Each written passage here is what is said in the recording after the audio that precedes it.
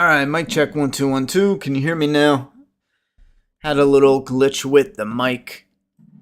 Probably gonna say this once or twice or 10 times, but it's been a minute. It's probably been It's probably been a year since we talked about The Walking Dead. I quit it a while back. I'm gonna give you the short version. I quit reviewing episode to episode about 30 episodes ago. And the whole idea was we're going to do a final 2 episodes. Let me move this. We're going to do a final. That's not what I wanted to move. Farewell stream. But the thought hit me. We've been gone so long. Let's do one stream now where we talk about the most recent 7 episodes. It's real stupid, but it's called Part 3. So we're going to talk about the 7 episodes in Part 3. And then The Walking Dead Part 3, not this Part 3. And then most of you are caught up, but I've seen some comments where people are like, wait, Part 2? What are you talking? Is there another video? It's like, no. The Walking Dead split into 3 sections of Season 11. So we're going to talk about, in this stream, The Walking Dead Season 11 Part 3, which is episodes 17 to 23, I believe.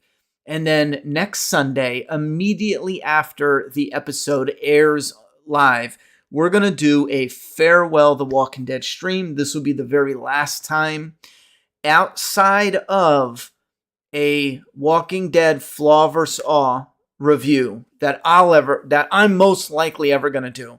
If they do the spin-offs and they are like, holy shit, like, whoa, that is fucking insanely... Wait, Angels Perez says technically it's called Part C. Insert nerd emoji here. I'm going to go and look at that because original Walking Dead was A and B for the seasons, but they changed it for the very last season. So I'm going to go ahead and throw $50 down that says, nope, it's not C. It should be C, but it's not. They changed it to Part 1, Part 2, Part 3, and I can prove that because I saved the promo of where it says Part 2 on it from last time. But anyway, long story short, this is in the way. I got to pop out the chat. Give me a second. Let me pop out the chat. Now, again, we're going to go over information about what I'm doing with The Walking Dead, but we are going to talk. We're going to give it a few more minutes for people to show up, and I'm going to share it in the Discord. Let me put the chat on the screen. And let me put my ugly mug over here so you guys can see the chat on the screen and my face. My hideous, monstrous face. There we go. We can't cover that up. Well, we can because I'm not going to be talking. So, all right. So there we go. You guys can see me. Anyhow, let me just make sure you guys can hear me. RJ says it's... and we are going to get to the fan feedback. That's why I wanted to throw it on the screen. Now, my portion of it is probably going to be real brief as far as covering the episodes 17 to 23. Now, I did binge it all, just like I binged Part 2, which was episodes whatever to whatever. No, I think it was episode 9 to 16. And I enjoyed it a lot better binging it. Waiting week to week is rough. Yeah, AP, the donos are the donos are going to be in the fan feedback unless you throw down a banger. I'll read it right away. So just give me a second, but we'll get to it. I do appreciate it though. Actually, we didn't even have a prompt come in for a donation. So if you do throw a tip down, I'll put you on the leaderboard for a tip, but I didn't even see any tips come out. So let me know. I'll double check because maybe it's not working. Oh, there was tips. Why didn't we get it? No, there wasn't. I'm looking at no, that says August. We haven't used this since August, so let me refresh it. But that's besides the point. I think a couple main things. We'll give it another 2 minutes, and we're gonna jump back in here and talk about it. The one thing I will say though is we've been playing around with new content. Now, The Walking Dead is ending, and you guys know for a while I've been messing around with what new content I'm going to put out. And my heart is in the Flaw vs. All reviews. I fucking love them. Now, they're not getting a lot of play on this channel, so unfortunately, I think I'm going to have to start a whole new channel. Quickly, I won't cover it all the time, but the way the algorithm works is if subscribers don't click on the video, YouTube says there's something wrong with your video or the thumbnail, fix it and we'll promote it more. Now, since the subscribers, it's not Walking Dead, they won't watch it no matter what, in large part. Some do, but for the most part, they don't. The Flaw vs. All reviews, which I have a hard time believing I just suck at them, just because the comments on those videos are better than anything I've ever done on YouTube in, 9 years. So we might move to a whole new channel. I'm going to make a separate stream where if we can prop up Patreon, it'll kind of break down like this. If we can get crowdfunding on Patreon so I can actually put the time together to edit them, then we might just say, okay, we got our Patreon support. Let's do 6 months of Flaw vs. All reviews on the Make a Path Presents channel, and I'll be able to edit them and put them out twice a month for starters, no matter what, because we're funded. But if Patreon doesn't, if people are like, we're not paying you for shit, Biden fucked up our country, whatever the fuck, whatever you want to say, then I'll fuck it. I'll start a whole new channel, and we'll just slowly release them from there. I'm happy either way, but I want to do those. I know there's so many people now, like tomorrow I can start doing, hey, the world is, Hollywood's fucking up movies with forcing this, and this. And I could probably start making a few grand a month in 2-3 months building up the channel. Those videos are fucking, but that's not where my heart is to do it. I don't want to do YouTube to be popular on doing YouTube. I want to do something I love. That's the only reason I got on this platform. So I want to do the Flaw vs. All. Now that we got enough people in here, that's pretty much where we stand.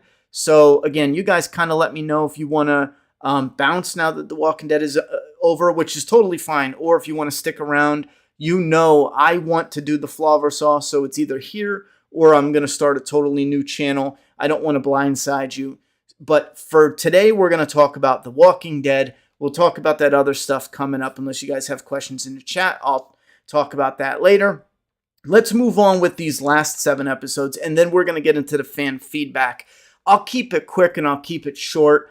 I binged it all and I thought it was easier to digest when I binged it. However, when I'm looking at it, it still has the same problems we've been dealing with for the last how many seasons, where the budget is strangling the creativity. You see some of these images, even in the this last premiere, which was like episode 17. If I get the episodes wrong, I'm sorry, but you get the number. It's only because it's a weird, they added 8 episodes, which, by the way, I'll have you know, they did that so they can lock in the same budget. If you read the behind the scenes on that, you'll understand what I mean, and it's pretty fucked up. But this way they can lock it in, utilizing the same budget. It's a pretty cheap move. But anyhow, they'll have these scenes in a premiere where, Negan's driving a truck and you can start seeing more of the world, and you start thinking like, okay, they might be really laying it on with the final 8 episodes, and we're going to see some more of this world and how it looks, and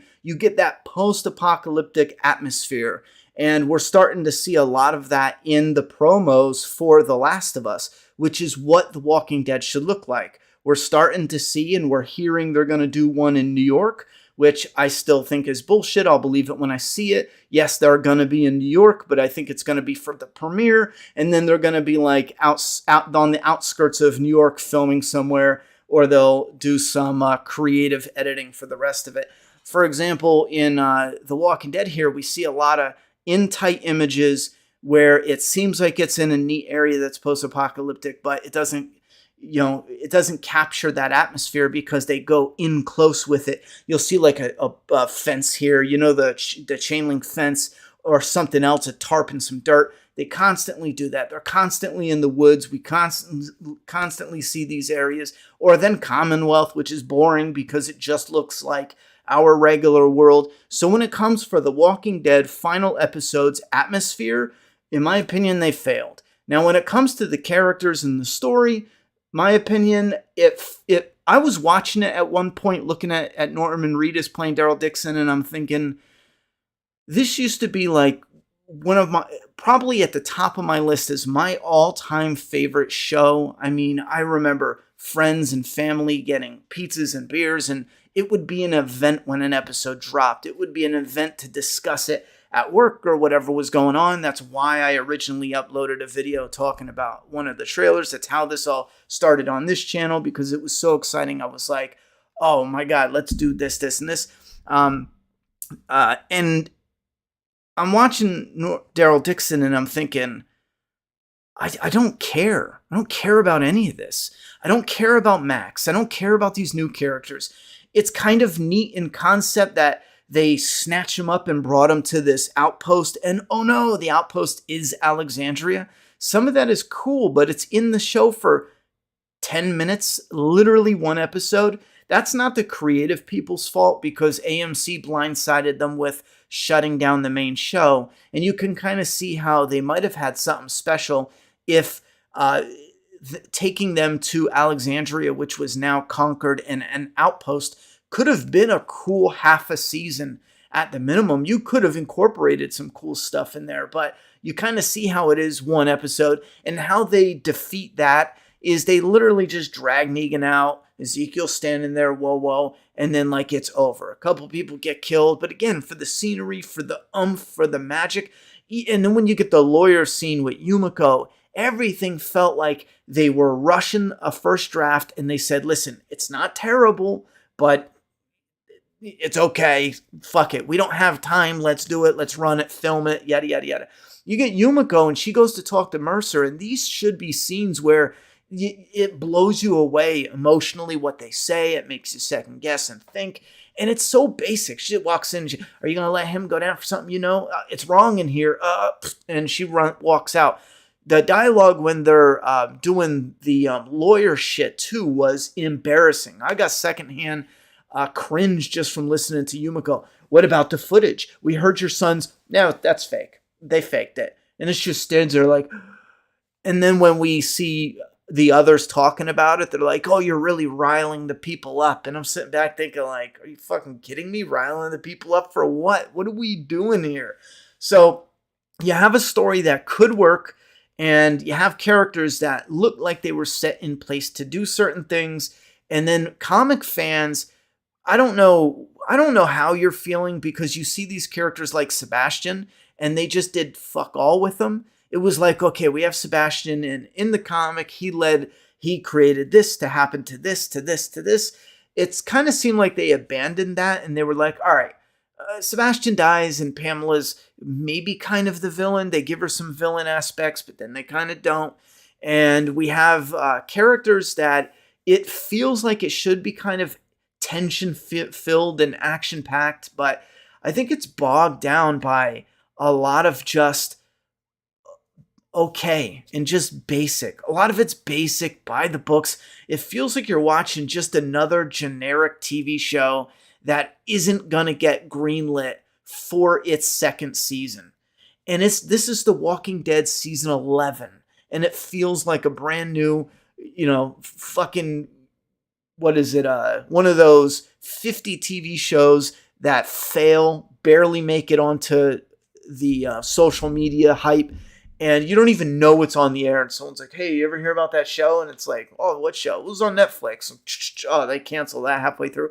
That's how it feels. If it wasn't for, and this is the last thing I will say, I was going to get into each episode, but fuck it. We're going to get into the chat and see what you guys have to say and pick it apart piece by piece.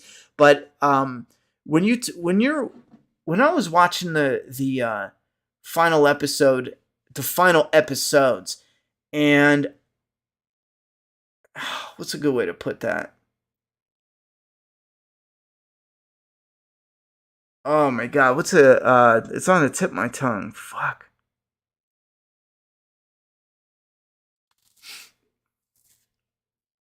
Oh my God, what is that fucking, I just lost my train of thought with,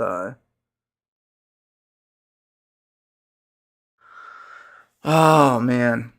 It's going to come back to me, and then I'll let you know, but we'll dive into the comments. Yeah, the Reapers. Oh, what was that last fucking thing? Hold on, because I was talking about how it was a bit generic, and there was one more thing I was thinking, oh, wait, don't forget to mention that and then get into it. It's something small, but it was about the fuck, man. That's the only bad thing about the live. I don't want dead air, but I know if I just sit here and think about it for like 40 seconds in silence, it'll come back to me and I'll be like, oh, that's right. Yeah. But yeah, we have The Walking Dead with situations and scenarios that don't build up too much hype. You have tense scenes and characters and they're saying things and it's all generic and okay. It's shot nice. Like you can watch it and go, I'm pretty sure if you just love the fact that The Walking Dead is still on and you can still see these characters, that's fine. But on the flip side, nothing of substance is happening. And we're not even talking about the fact that we know large, big scale, that's not the word. The main leads are not going to die. They have their own shows. Carol was supposed to, but we know they ended that before her contract fell apart. She's going to live. Unless they quickly ran right now and they're refilming it right now, trying to re-edit a scene. Daryl's living, Maggie's living, Negan's living. There's all these people. And then if you think about the ones, I know when Lydia got bit, my mother was like, we watched, my mother, this is funny, she never watched The Walking Dead when I was building the channel.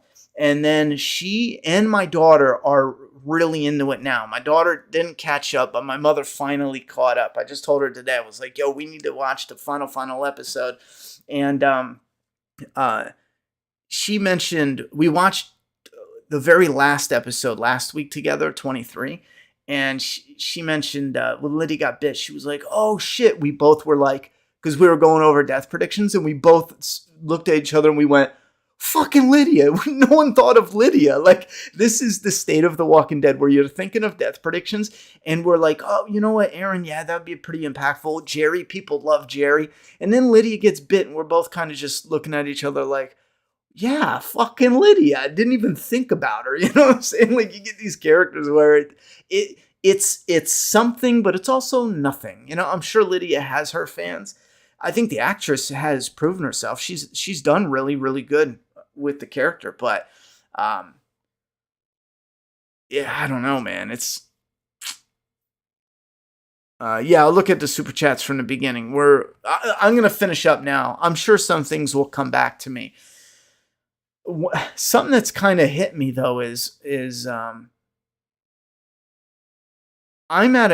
don't know how to put it into words, but I'm at a weird point where it's ending and I feel like I'm being a bully, and I don't want to totally shit on the last 7 episodes, not just because the previous seasons were so great, not because I love, the original Walking Dead. I loved it so much. It's like I feel bad for shitting on it, but because I have a hard time putting it into words where it's okay. You know what I'm saying? Like, it's okay for generic TV. It might even be a little better than generic TV. But when you think about it in the aspect of, or in the context of, this used to be the fucking Walking Dead, it just takes it down to the floor. When you think about it like just another show, it's mid, maybe not even mid, maybe mid's a little, it's basic, it's basic and generic. By the book, by the numbers, it's first draft, hurry up, let's make a couple bucks.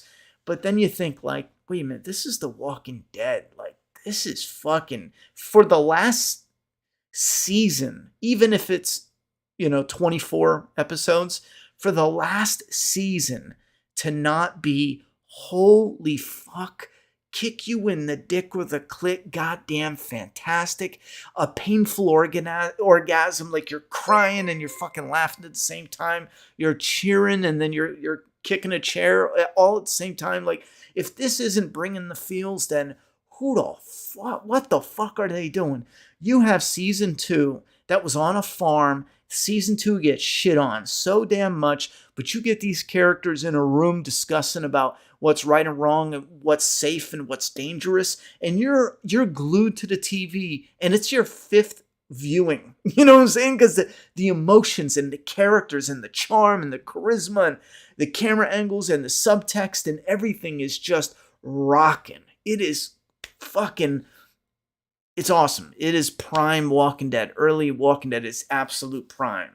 Season 3 hit a little fucking weird, or spot, but you guys know I'm notorious hater of season 3, but that's besides the point. I think David Morrissey saved it a lot, but I'm done. We're gonna get into the fan feedback with your thoughts and opinions, but for just any old show, it's regular, generic. It's okay, but for The Walking Dead, it ends on an embarrassment, AP with a 32-month membership. Thank you very much. He said, let's go. Please add membership to Ronnie Hayes and add me as a mod. Laugh out loud, please. If you are not watching the Ronnie Hayes channel, you need to. If you don't, I tell you what we'll come up with we'll come up with a deal, and then you can be mod some. But I don't know what I'm not advertising any memberships. I don't even think I turned them on for the Ronnie Hayes channel. And that goes back to, I think I skipped this, but part of the idea was I moved gaming over to Ronnie Hayes, and somebody even told me, they were like, instead of making a third channel, you should have just never moved it. The Walking Dead's done. This channel is pretty much dead until we can do something that's gimmicky on it. You should have just kept this as gaming, do the map gaming. You already did a lot. And then reboot the Ronnie Hayes and do only Flaw vs. All, which honestly, it's something I even said a while ago. I should have just fucking did that, man. I didn't know it would be, the algorithm would be so hard to reboot. You know what I'm saying? Because it has to be that. Every time I upload a video, YouTube is constantly telling me, change something. Your subs are not clicking on it. And when I upload a Walking Dead one, it's like, holy shit, fireworks. If you don't know, on our end, if your video does good, fireworks will go off, little GIF fireworks. So it has to be that. If you only want Walking Dead, that's totally fine. That's why I had to do that I quit video. So that way people can roll out, and then we can build a new community with the Flaw vs. All. It's the only other option. I also felt bad not reviewing The Walking Dead, but I will say afterwards I stand by that, just because even if I didn't hate the episodes, they did not impress me at all. I mean, there's somewhere when I got done watching them, I was like, yeah, I didn't hate that. I actually enjoyed that a little bit. But again, it triggers wait a minute, this is The Walking Dead. I should be just fucking whatever. Richard Joseph, Ron, you rock. Can't wait for Halloween Ends, Flaw vs. All, however long it takes. I'll be there. I'm starting the edit next week. It's going to take me a couple weeks to finish it, though, unless, of course, we can build up some Patreon support. And I'll just be honest with that, AP, no 5-hour stream tonight. Throw $1,000 down. We'll do a 5-hour stream just for you over on the Ronnie Hayes channel. No bullshit.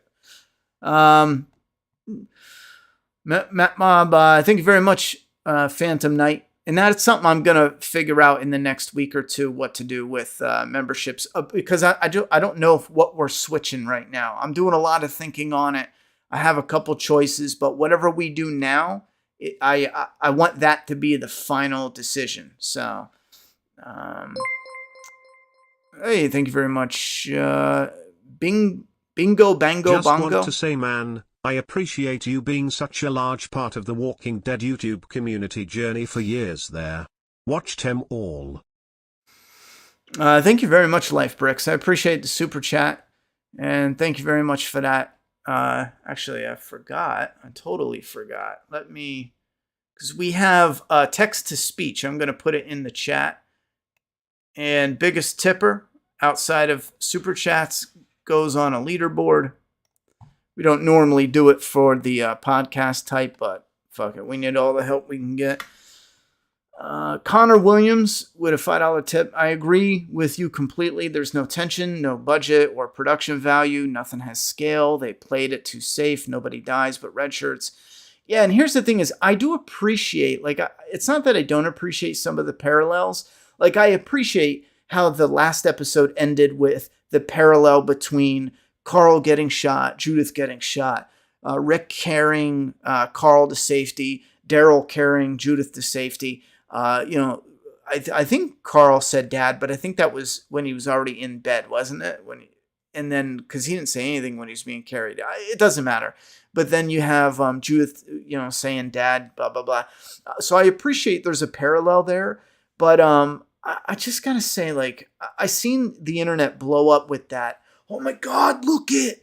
Rick's carrying Carl in season 2 and fucking Daryl's carrying Judith in season 11. It's fucking amazing. And I'm sitting here thinking, like, okay, they copied a scene. Like, I love those moments as well, but people think it like I don't want to be like attack other fans, but I love it. You can love it too. But to say that makes the finale amazing and the end of The Walking Dead amazing, which I keep seeing some of those comments, that doesn't even come fucking remotely close to making it all worth it. They copied a scene. You know what I'm saying? Like, how does that instantly make 8 hours fucking amazing? I just can't fathom that. Now, if they had 7 hours of just hard-hitting, fantastic dialogue, interesting locations, tense, awesome post-apocalyptic atmosphere, some really cool zombie shit, which the zombie stuff I love. That's probably one of the things I don't hate. I would have been like, it was fucking amazing, and then they did these parallels where we can look back at it as big-time fans. That's fucking amazing. But it's just like, here's basic. Oh, look, they copied something from season 2. I don't see why we gotta go. It just instantly made it amazing. Numb the pain with she slappy writing. Yeah, if you do at Make a Path Presents, if you don't want to do a super chat or a text to speech or anything, did I put it in chat? I can also find your comment and read it. You can see it on the screen. It highlights it right here. Make a Path Presents says, did you say whether or not you were going to do a breakdown of the finale? No. Well, how do you mean? No, here. The only thing I'm doing of the final episode is, I think I might have missed that. We're talking about the 7 episodes tonight. And then immediately after the final episode, we're going to have a farewell Walking Dead stream. And we're going to talk about the final episode and how it ended as a whole. And that way we don't have to talk about any of these 7 episodes. We already did it, but we're going to talk about the final episode itself next week, immediately after the episode airs. So how was it? Today was the final episode? No, today was not the final episode. We're talking about the final 7 leading into the very final one. And for me, no matter what they do, there's nothing that can salvage the ending. There is nothing. We can have a cool moment. Like, we can have a moment with Rick, and you're not getting a reunion. I keep seeing people say, like, that's it. They mentioned Rick. They did this. Rick is coming back. If they do anything with Rick, it's going to be far removed from a reunion, because a reunion ruins having a Rick movie or a TV show. They're not doing that. But could they, shoot a 20-second clip of Andrew Lincoln and tease something, him waking up or him doing something, him in CRM, armor? Definitely. I mean, that would probably be the most brain dead thing to do. Quick, throw him in armor. Quick, fucking have him wake up. And then we hear like, doo, doo, and it's like some CRM logo. And that's probably the most predictable one. Imagine The Walking Dead ends, we do a ha, and then like Rick wakes up and you're like, oh, it's fucking Rick. I love him too, but sometimes I feel like fans just go nuts over like the smallest little crumb of, and the reason being is because if you fucking deep throat writers just because of the smallest little shit, they're just going to turn around and give you shit. You know what I mean? Because they don't know any better. It's like, oh, I did nothing and they blew me. Well, what if I do a little bit? They're going to blow me twice. Love the flaw in all videos. I really hope they blow up because they're high quality and entertaining. You put a lot of work into it and it shows. Good vibes. I really appreciate that. I'm trying to do something to give them a little, because I don't want to abandon the channel just because we're switching content.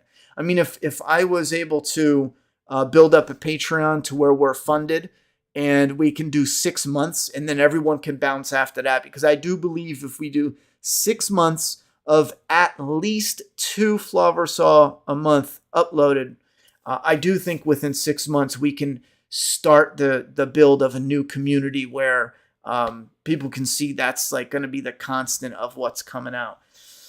But right now we have, Flaw vs. All we've been working on for years, but some of them I got to go months because it takes 60 hours, anywhere from 40 to 60 hours just to edit them. So if I'm working full time already, you know what I'm saying? There's no way I can do that. It's going to take one a month. It took me a few months to make some of them. It took me a few months to make Scream, I think.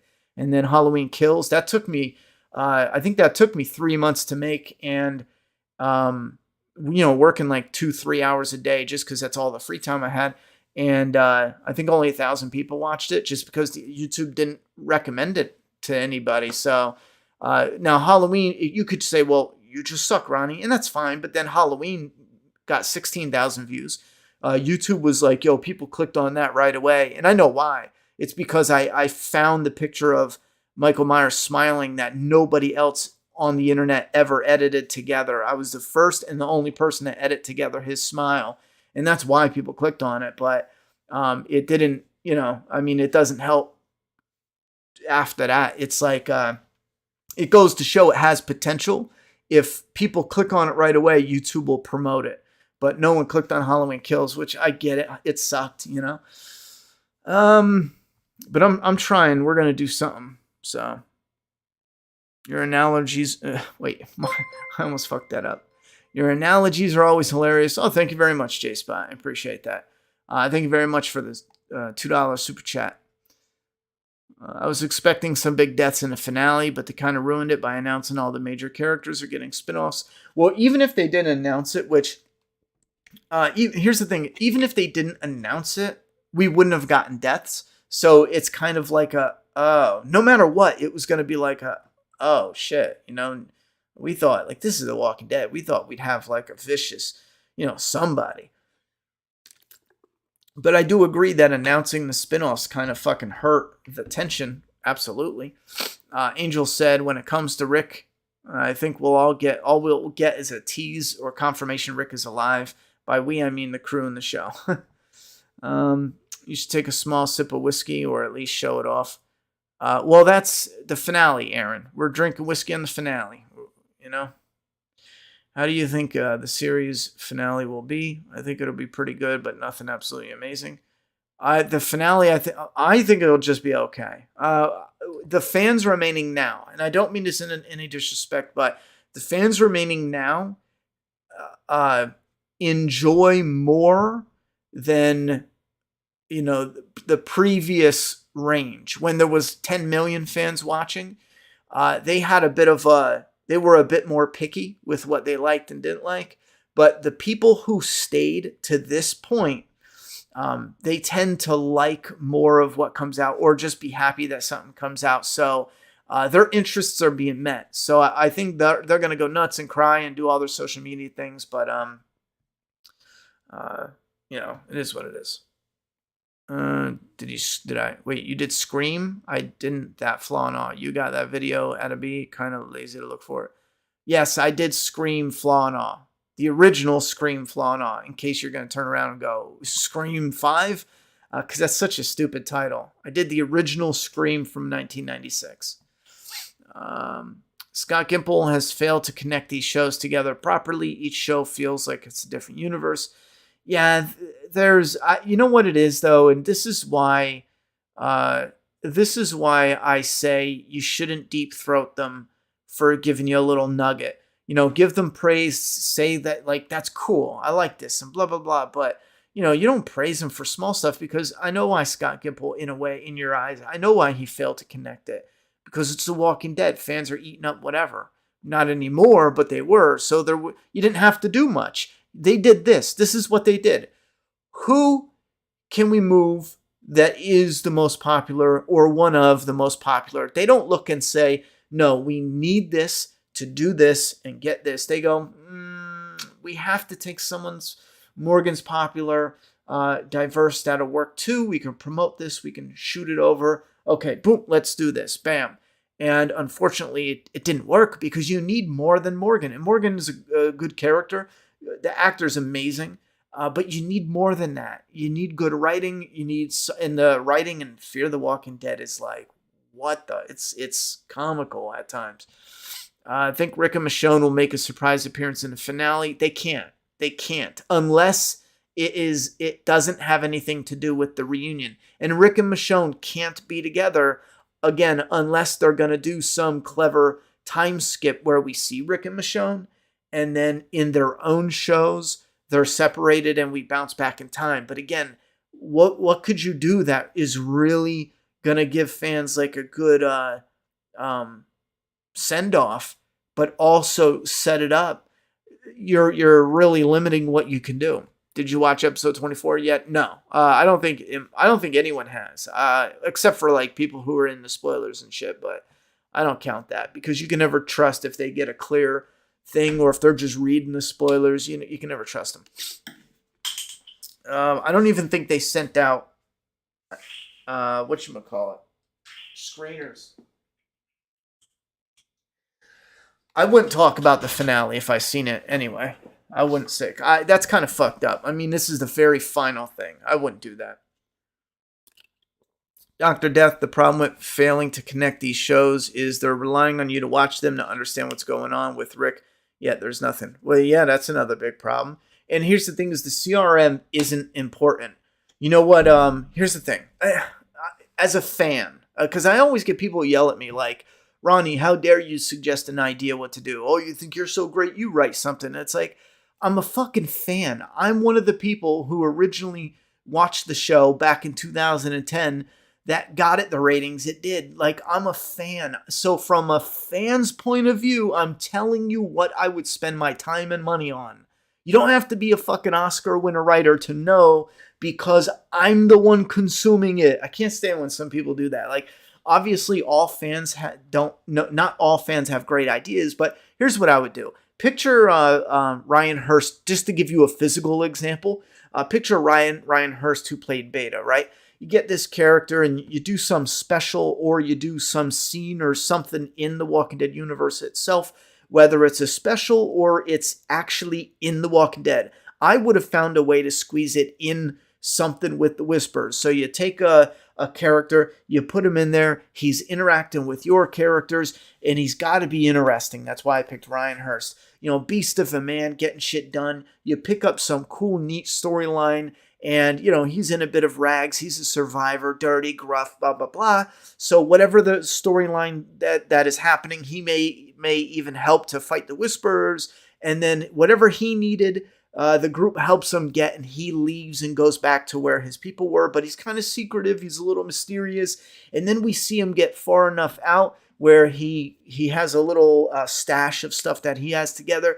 He pulls out a map. He has what he needs now. He marks off where he needs to go. And you see him putting his armor on, getting all ready. And as the camera pans over, he puts the final piece on, clips it, and he's the CRM. And then you see some like special flare or something. So he's high up in the CRM. So then you know, add in something cool that could be there. It could even be something of, well, that might be doing a stretch, but you could even have a wanted poster of Rick Grimes. You see his face and he's got a wanted poster and he puts it in his back and he's off. And then like you kickstart something with him. And the reason being is you need to hype the CRM. Right now, there are a bunch of ridiculous characters that are in and out of the story, and there's no real footing. You need to get a foothold with them, not, you know, whoever the fuck in World Beyond. Come on now. You know, base it off a character that we can get excited for. Make us love a new character that is higher up or kind of mid up, but that got separated so you can still keep it a mystery. And have us be as interested in him or her as we are most of the original cast. And then you can, it's like fishing. As soon as they take a bite, okay, they got a bite, set the hook, and you hooked us. We're done. We're in. Again, you don't have to do that exact story, but do something similar where you bring somebody in and it's got to be charismatic. That's why I picked the guy who played Beta, Ryan Hurst. Bring him in, a little mysterious, does some shit, you know what I mean? He's charismatic, maybe he has some neat dialogue. You want to know more, you want to know like where'd he come from, you know, what's it like where his people are, and then you show us he's a part of some CRM thing, and then I think World Beyond hurt CRM though, because they made him look generic TV stupid people, you know? Anyway, good vibes only. Oh yeah, I hate when you criticize something. They say, "Well, you do it," or like, "You could do it better." Like, bro, I'm a fan. I want wait, fan. I want allowed to want quality content. Yeah, exactly. You can want quality content. Plus, again, we are the ones. We are the consumers. If you're not asking us in some capacity what we want, or you don't think like we know what we want, you're fucking missing the plot, bro. No, you know what I'm saying? Like, and I don't say listen to every single fan about every single thing. No, but you get a feel for what they mean, so boom, you don't have to listen to everything I just said, but you can understand that, damn, we need to give them something that they can latch on to that's a part of the CRM so we can make these connective tissue pieces work, because it's not just three circles, it's not just a mystery, it's not just this or that. You have an actual character, and then from there, you have to work outward from there. But how do you feel about the new zombie variants? It's desperate. It's absolutely desperate. Now, I think it's funny watching fans though, where they're like, they say things that are just you get it. They don't read into everything, but the truth is, it doesn't matter. Well, you guys know, I even did a video on it, but the point is, I think it's a desperate move. I think you can make zombies that are scary and dangerous, and there's tension there. And the reason why they pick a gimmick over actually making them scary and dangerous is because the choreography in fighting zombies in a horde is time extensive. It's expensive. It's not something that AMC is gonna put money towards. And I've talked to you guys a couple times about you have a character. He's in a house. He's got to get away from zombies. Have him. It's hard to put into words because you might say, like, we already kind of do that here, but I mean legit. He busts a hole through this wall because they're pouring in through the window. He literally just makes it through. He goes out a window. Maybe he's on a second floor, has to jump down to the top of a thing, falls through. A zombie comes through this window, get a couple cool kills, and then he's out, and then he's in a shed and he's closing it off. And the zombies are, pushing the way. Maybe it's just like a small shed, so there's only room for like him and like two other people. So the zombies are literally crushing the shed inwards. And then he's got to crawl out, like jam it and crawl out a little window, all at the same time. You're getting a good view of the actual surrounding area. We've already talked about that to death, but Ronnie could outwrite the current TWD writers any day of the week. You know the genre and know how to implement new concepts as well. Well, thank you very much, Beeman's World. I really appreciate that. And I think most of us that are like lifetime zombie fans, I think when you say like, I know what I want, they should just start listening and be like, all right, let's tweak things. And I know a budget is going to be a problem for them no matter what, but we can start trimming the fat here. And again, I don't mean to pick on it, but here's one thing where they failed miserably. They brought in a love interest for Eugene, and then they faked us out. Why? In what greater way did that serve a purpose at all? Will you do a floor and or of TWDS 11 or God of War by January? No, not at all. That can't and won't happen.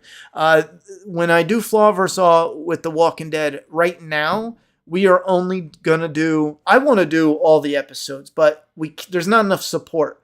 I've done the entire first season. Right now, we are only going to do the highest rated episodes. And then once we build enough community from there, maybe some people on Patreon that are voting for what we do, or even in I don't know where we can all pull together and vote outside of Patreon or Discord. But when we build up a big enough community, I can hire an editor, and then yes, we'll do the other. My goal is I would love to do the entire, show of The Walking Dead, Flaw vs. All, every fucking episode, but we just can't. I'll never do that unless I can't physically until I have an editor, and we're just nowhere close right now to do any of that. And when I was doing Flaw vs. All, The Walking Dead, and also doing movies, I was running into the same problem, even worse. People were hanging out watching the Walking Dead, and when I did the movies almost no one watched it. And what it was doing now is the movies isn't building any new people. So the subscriber base stayed at like 118,000 for a whole year because I was doing Flaw vs. All the Walking Dead movies. And I actually tracked the algorithm where, the movies brings in the new people. The Walking Dead doesn't because we're not expanding on The Walking Dead. It's only us here, Anyway, I just can't until we get a little bigger. But I really do appreciate the support. Thank you very much for the $5. How do you feel about the new... All right, we already did that. Have you watched Yellowstone? No, I hear good things about it. I hear good things about it, though. Variants def feel like a gimmick. They think people are tired of the walkers when instead they should just write better scenes. They need better scenes, and they can write better scenes, or they can do better scenes. The thing with the gimmick walkers, and I even heard them in an interview, she's like, no offense to the showrunner, but she's like, yeah, and this makes them more dangerous. You know what makes them more dangerous? A good writer. Oh, have you ever thought about that? No offense, but, and again, I think I know part of their problem is fans don't realize what goes into choreography unless you're really in it and you love the behind the scenes stuff, or you're actually in the movie industry. There's a lot of shit that goes into choreography that eats up time, which eats up money.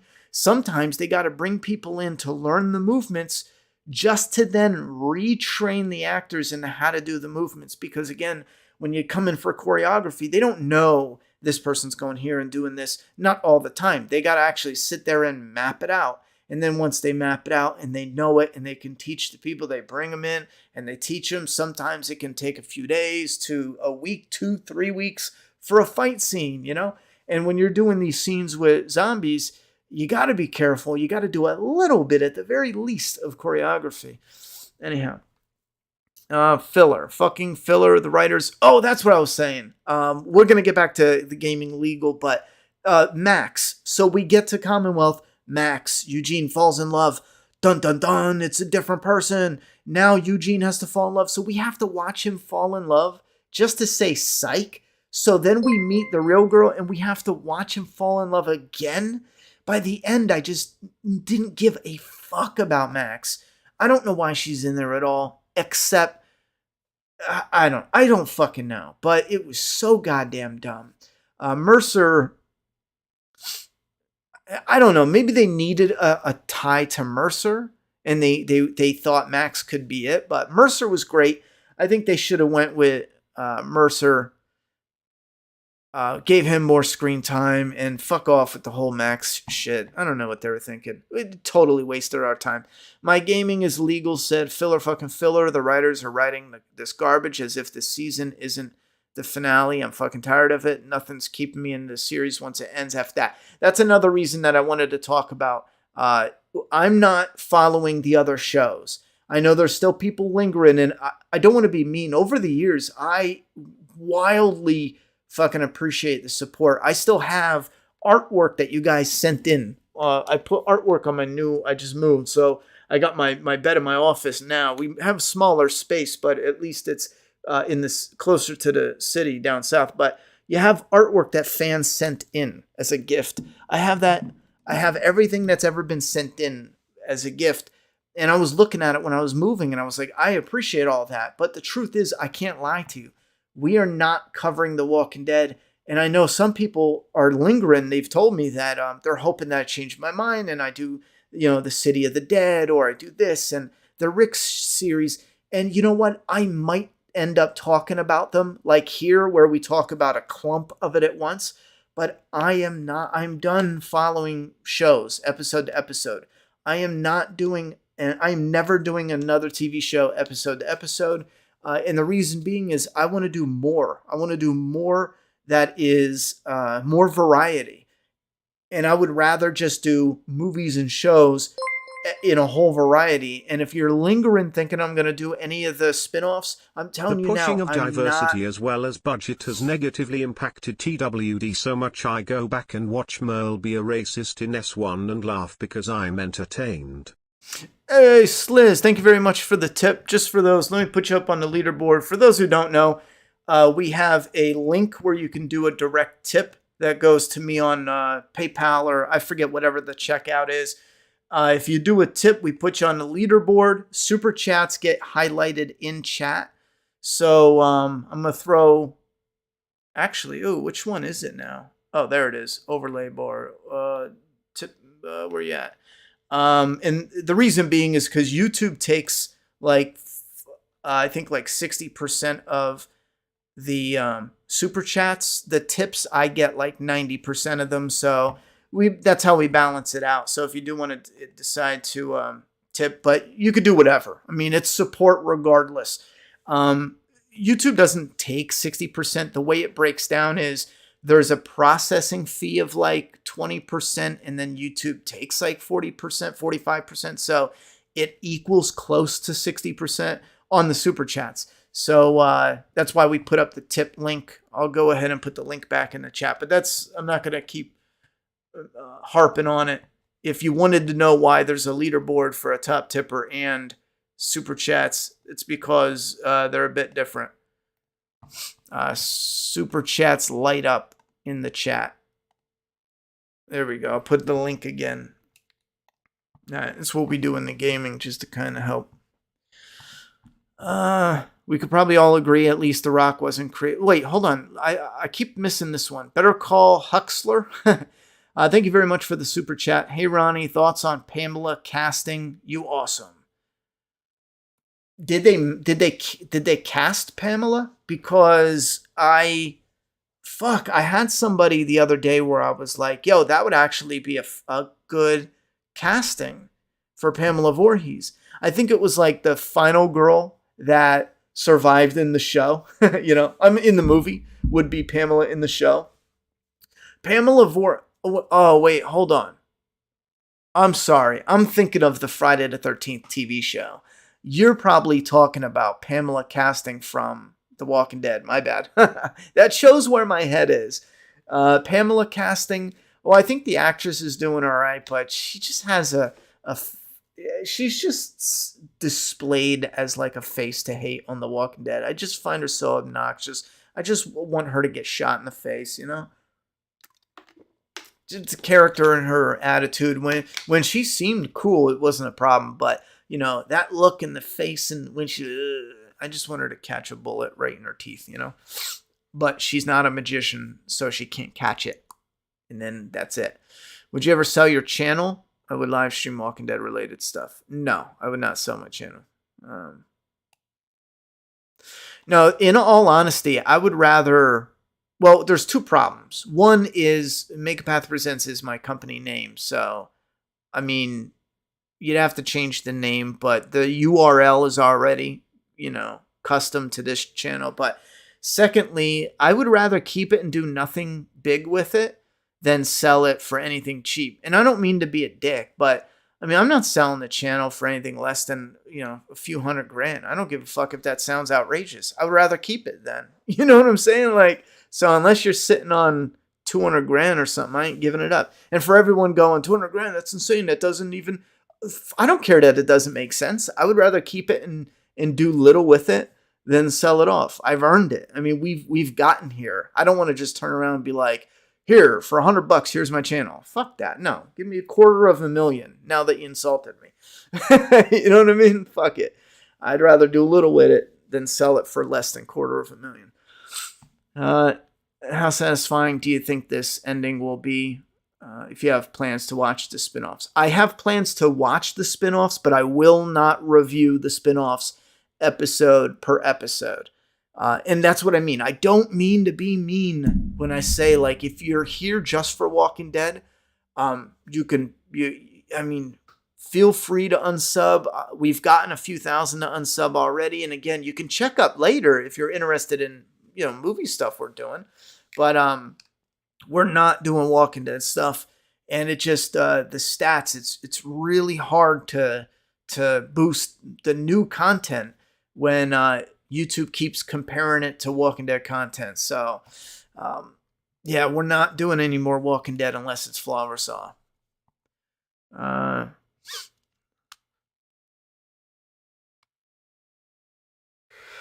Yeah, Mercer is supposed to be the biggest badass, but he's done next to nothing. Yeah, you know what? They built Mercer up for this. Let's fuck shit up, you know? And, it's kind of cool because you like the actor has charm and charisma, and you like the character. He annoys you to a certain extent, but my God, did they not do much with him at all? Bro, you have this scenario where Mercer's doing stuff behind Pamela's back, and then it's like 2 episodes where she tells someone, keep an eye on Mercer. And then we have like the bare minimum of tension while the girl's just like side eyeing Mercer for like 2 scenes. And then it kicks off and they're like, Mercer, you're under arrest. What if Mercer was working undercover for fucking 9 episodes or something? What if you actually did some shit with Mercer where you were developing this story and the tension was high, and if he got caught, like, they weren't even close to shit popping off, and if he would have got caught then, it would have been a fucking wrap. But nope, we have like 1 episode where Mercer's like, let's fuck shit up. 20 minutes later, Lieutenant Mercer, you are under arrest. It's like, oh, way to go. That's fucking amazing. Would collabs with other YouTubers help viewership? I know you've done it before. Did it help? It won't unless it is promoted. You know what I'm saying? I mean, I featured people on the channel, but it honestly won't unless we straight up uses as a promotion campaign. Like if I was to go on other people's channels, and I don't want to name names because I don't want anyone feeling obligated to be like, oh, let's have Ronnie on and give him some pity subs, even if they loved Flaw. I don't want anyone to feel obligated to bring me on, but I would legit need like a good 5 to 10 solid, movie review channels to say, because I'm not doing movie reviews. When new movies come out, I'm not sitting down reviewing all the new movies. I'm only focused on doing Flaw vs. All. That is it. They take a ton of work. In 6 months, I would love to be able to sustain those videos and then hire an editor. Flaw vs. All is not going to be something I will ever pull money out of. It's impossible, because in order to keep it going where I want to do 50 videos a year, I need 1 to 2 full-time editors that they're getting all the ad revenue, sponsorship money. The only way I'd ever see any money is if it went for years and we were doing like 100 videos a fucking year. Is the only way, because I already mapped it out with how much we'd have to pay an editor and shit. We need 1 to 2. There's just so much that goes into them. I even thought about cutting out the numbers and stuff, but I just can't bring myself to it, man. That was part of the charm of it. We rate them, we rank them, and then we have the shelf where they all got numbers, their numbered rankings on them. I was looking into even having my own stickers printed, so it's not my sloppy ass handwriting. I'm trying to evolve everything so that way we could do that, but I don't know. More and more, I'm thinking, I think we just need a new channel. We just need. Look at Ronnie Hayes. All we're doing every now and then is sitting down playing video games. And I think we just gained another like 50 subs. You know what I'm saying? This channel, I can't get people to watch a video when it's out, again, because the algorithm, it's not people's fault. The algorithm is saying, hey, Ronnie, no one wants to watch this, but your Walking Dead video from 4 years ago, that's doing fucking outstanding. It's like YouTube needs to stop promoting those. I get why they do it, though. Q&A, is it fair to say Mercer has been more criminally underutilized than Jesus? Yes, because Jesus was more of a classic, Walking Dead in its prime, and Mercer was kind of like, okay, we got here at the end. Here's a cool character. Oh, look, the comic's done. So yes, but I think there's an equal level of disappointment for both, that they were underutilized. What did you think of Andrew Lincoln's performance in Cabinet of Curiosities? I didn't watch that yet. That's on my to-do list, though. I recently moved. That's why it might sound a little echoey in here. So I recently moved, and it's been hell. I just started working again to some degree. It's touch and go, but so my whole situation's fucked up. What time are we at, though? All right. Is that really right? Um, the encouraging community said, "Who do you think had the best character arc this season?" To me, none of the characters seem to evolve at all. I'm not counting any because who do we got? I don't count Mercer because the whole time he just was like, let's fuck shit up. It doesn't count. You need stuff to impact them. It just doesn't count. I'm not counting any of them. Um, how are we finding these last couple of episodes? Well, we just talked about it for like an hour, but I'll sum it up by saying it's pretty generic and it's not awful, but for The Walking Dead, I don't think it's what it should have been. Oh, that's that ring that went off. Better Call Huxler, tip $3. Thank you very much, Better Call Huxler. Let me double check to see if you had a comment though. Yeah, you had a comment, but why didn't it do a tip? Oh, wait a minute. Hold on, Hux. Let me fix it. We changed it on Ronnie Hayes. We changed it to $3 as a tip. My bad. Let me fix it and I'll replay your thing. Is this Stream Elements default? Let's see. All right. Why can I not? Okay, I got it here. I just have to change the tip. Super chat's still going to be 4 just because I'd have to go back into it. So just give me a second. Layers. Alert box.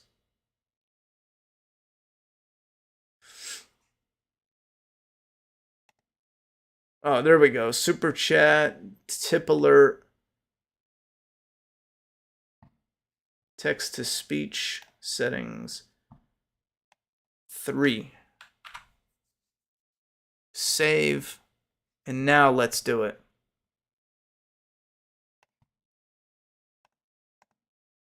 All right, ready? Better Call Huxler.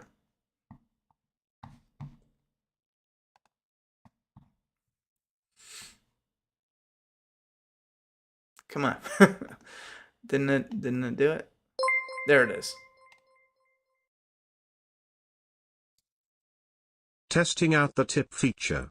TWD has always been pretty spot on with its casting in my opinion, even when the show is painfully average. Which characters do you think have the best cast in the entire show? I personally loved Xander Berkeley as Gregory. Actually, Xander Berkeley as Gregory was pretty damn spot on casting. I mean, he was a little chubbier in the comic, but the way he acted, his attitude, his charisma, and he was great casting. He was a solid. You can't stand that type of character, but you liked him because you can't stand him. And when it comes to casting, I do definitely agree with you that oddly enough, The Walking Dead is solid in its casting. Like Mercer, for a perfect example, I think that casting is a home run. It's just them utilizing. Beta was another casting that was a home run. Yet, what did they do for the finale of Beta? Stabbed once and done. Why? Because choreography would have cost money, time, so there's none. Do you see when I bitch? And I always try to make it an extra point of the budget be strangling the life out of the show because I see a lot of fans go, yeah, but good writers can just write good shit. And that is true. That is true. I stand by that. I've said that years ago. But you have to understand that the budget dictates enough to a degree where fire writing isn't always enough. It's not going to always do it. And if you loved, perfect example, if you loved The Walking Dead season 1, if I went in there and took 20 million of the budget away when they filmed it, it wouldn't be the same season. Something that you loved, it wouldn't be the same because we restricted some of its flow. Same thing happening here where you get these scenarios and scenes and yeah, Mercer as a character has zero personality, but you can see the actor shining through certain moments where if they gave him something that had a little more depth, he would have killed it. He would have killed it. I blame the writer on that, absolutely not the actor. But Mercer, the character, is struggling because of the writing just can't keep up with it. And the writing is flawed in those aspects, especially in this final part 3. When it comes to these scenes that really need to be like a powerful scene of just characters talking. Perfect example. Again, recently I watched Game of Thrones. I didn't want to watch it because the finale was so terrible of the original show. I didn't want to watch it. And I said, screw it. People in my Discord are saying it's really good. I want to jump in there and have at it. I think I passed this other comment too for Sliz. I did. Wait. Oh. I got you on the super chat, but I wanted to mention something about your comment. But when it comes to, let me do this so I remember. When it comes to Game of Thrones, they have this scene where a character we don't even know of shows up and hands another character something. And in that one moment, it's like the season finale. A new character shows up, hands a character something, and it is like a moment. You know what I'm saying? That is fire, right? That's well executed writing. There's another scene where a kid, now given there's dragons, but a kid hops off his dragon. He looks and you got this really atmospheric rain and lightning, and you can see this huge dragon lifting in the background. And then he goes and does something, and the tension's all the way to the roof. And he comes out and he looks over and the dragon is gone. You know, and the person who rode the dragon's like an enemy of his. So now you know, oh shit. You know what I'm saying? In that camera work, the movement. Now, if they didn't have money to film that scene, that was like a huge fuck, this is awesome moment in the finale. And it's simple. A kid looks over, sees a dragon, enters, tension.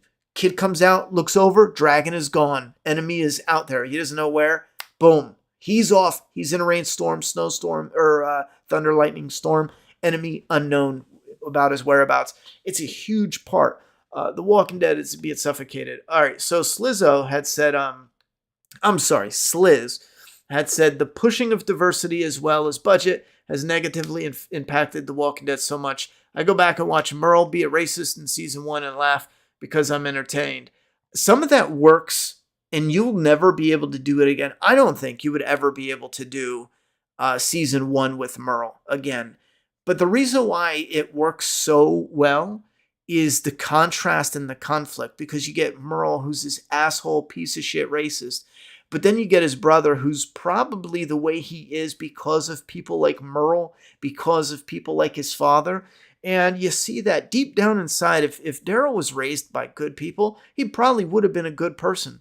But he was raised in this environment, so he's not good. But deep down inside, there's something good in him. Like, he cares for people. He's a little more soft and caring, but it's deep in the shell of just, hatred and bigotry and racism, yada, yada, yada. That makes for interesting characters, because what happens? We start to see the change, the arc of the character when it comes to Daryl Dixon. And you have that arc. And he'll say things that are offensive and things you shouldn't say. When he's like, what did he say about Glenn being Chinese? He was like, I'm Korean or something. He's like, whatever. You know what I mean? You wouldn't get these memorable moments. And then you get the character after the arc.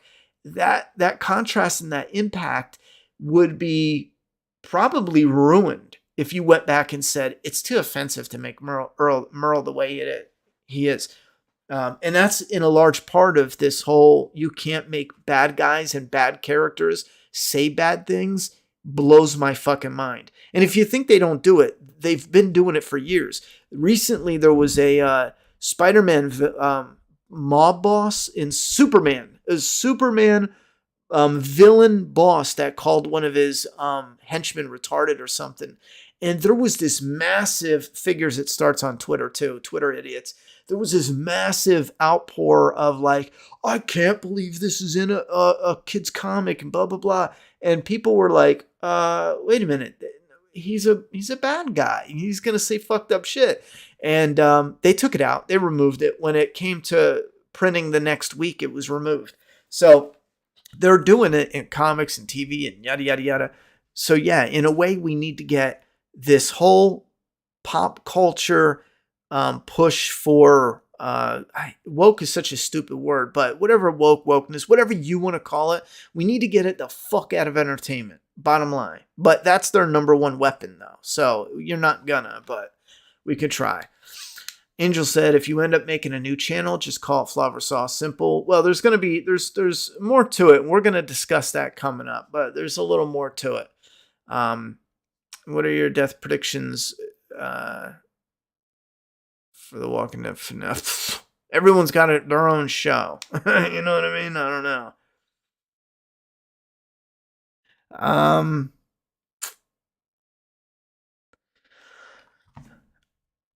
The only people I think they could kill is who's left that would make an impact? Rosita, Eugene. They've already showed Eugene. I can't fucking believe this. You reminded me.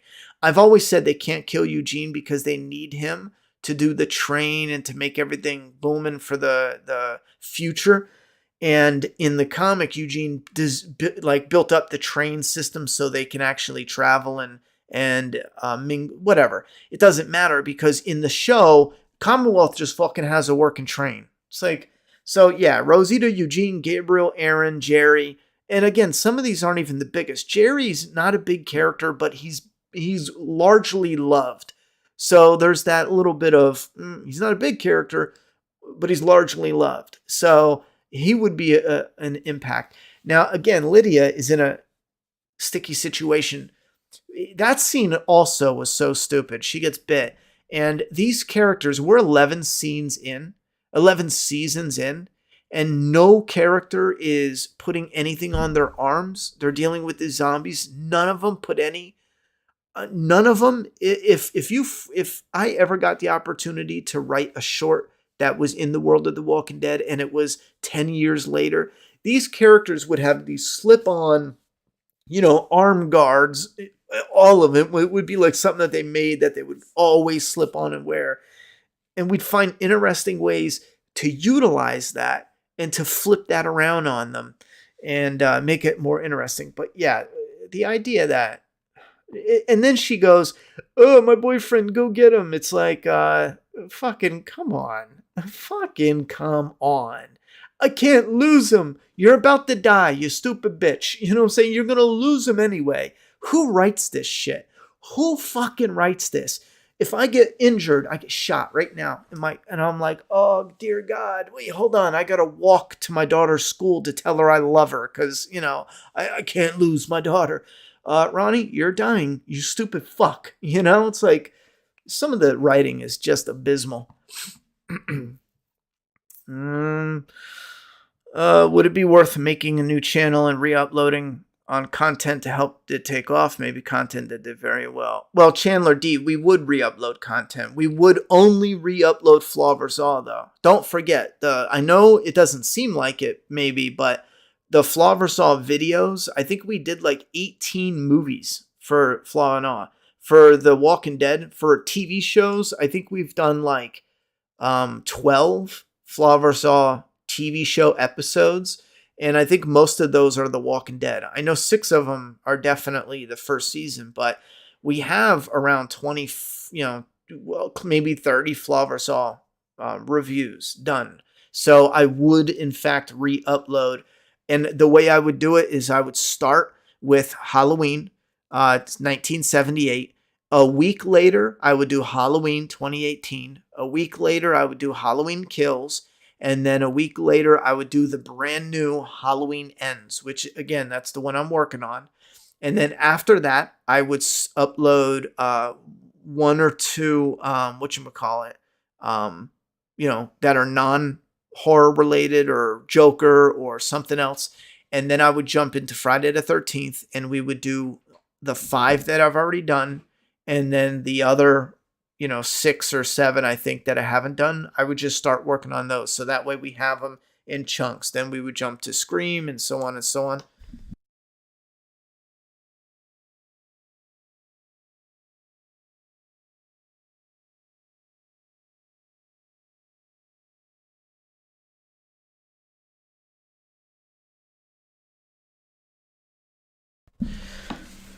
All right.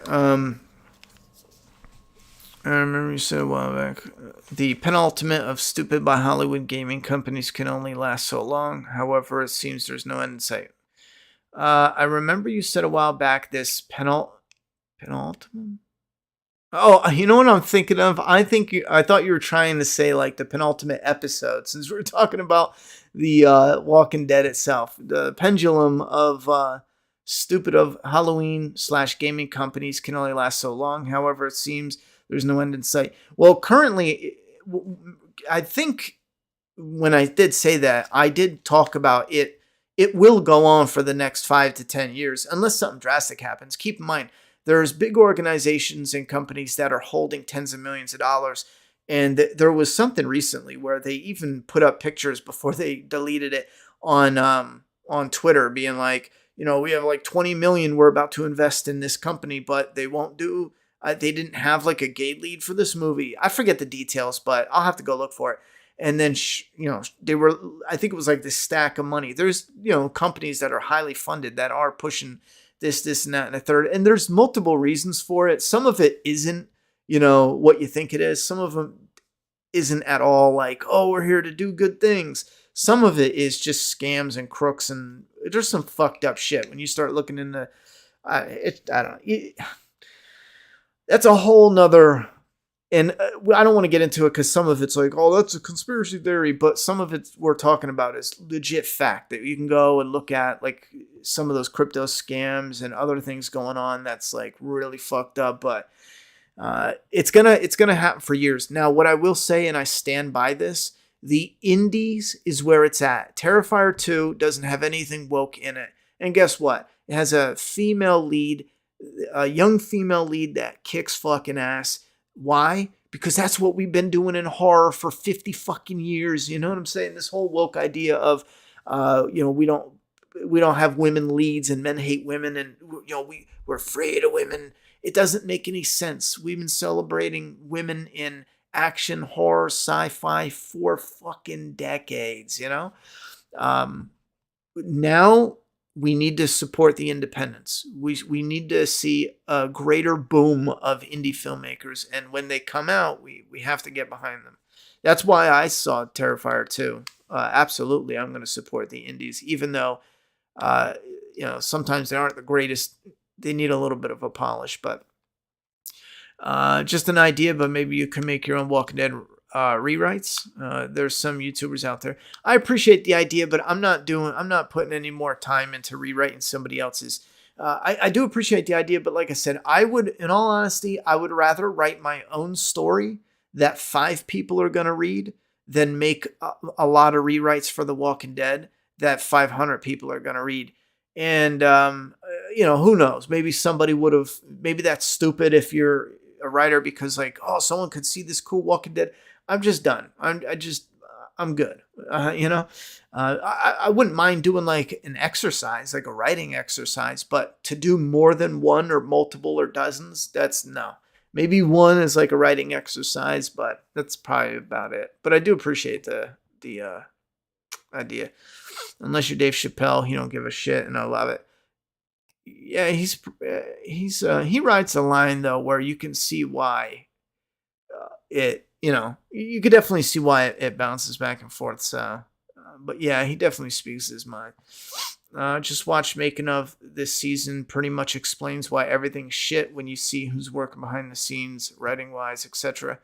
I saw some of the making of, but I didn't see writers and stuff except for the showrunner. But we already knew that, so I don't know. You mean like the most recent episode? I'll have to take a look.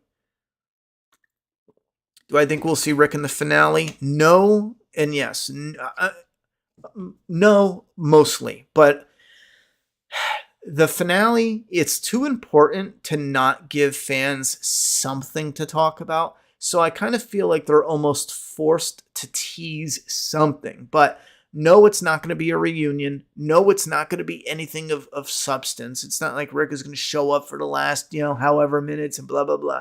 If he does, I'd be shocked silly because that's going to take away a lot of it's going to take away a lot of what the draw would be for the show, Nah, Orlog, I'm just not buying. I'm just not buying it. Orlog, you say, I disagree on that one. Lydia is a broken person with attachment issues. I agree, 100%. And then you said, of course she's gonna act like that. You fucking lost me. I'm no longer gonna accept like the worst, shittiest writing. She's about to die. Why would she say, I can't lose him? She's going to die. What happens when you die? You're going to lose them. You know what I'm saying? Like, I just don't fucking buy that. What I would have perceived a little bit more heartfelt and non-ridiculous is if she was like, let's go, cut it off. We got to go get him. I would have bought that instantly. You know, get this the fuck off and we got to go back out there. He's out there. That's all you had to do. She doesn't even have to go outside. She doesn't go outside. She doesn't go in the horde. All she has to do is acknowledge we need to take care of this because it's going to kill me. And then immediately we got to go out and get him. That's it. The scene is fixed and probably better now, in my opinion. But this whole she's bitten, she's about to die, but she's going to run out into a horde with her arm gushing blood. And you don't know if you're going to be dead and turn into a zombie in, 50 seconds or 50 minutes. Because again, everyone's different. Some people turn right away. Sebastian took fucking hours apparently. So I just don't buy it. No, especially when there's such a simple fix as a couple lines of dialogue makes it all better. Just watch. Okay, we already did that. Celebrating women when majority of horrors centered on male gaze, written, directed by men. I love horror, but true representation is missing as in above the line. As in above the line. I don't know what you mean. Above the line?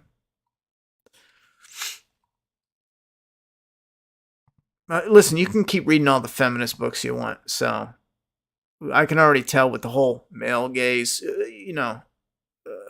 whatever.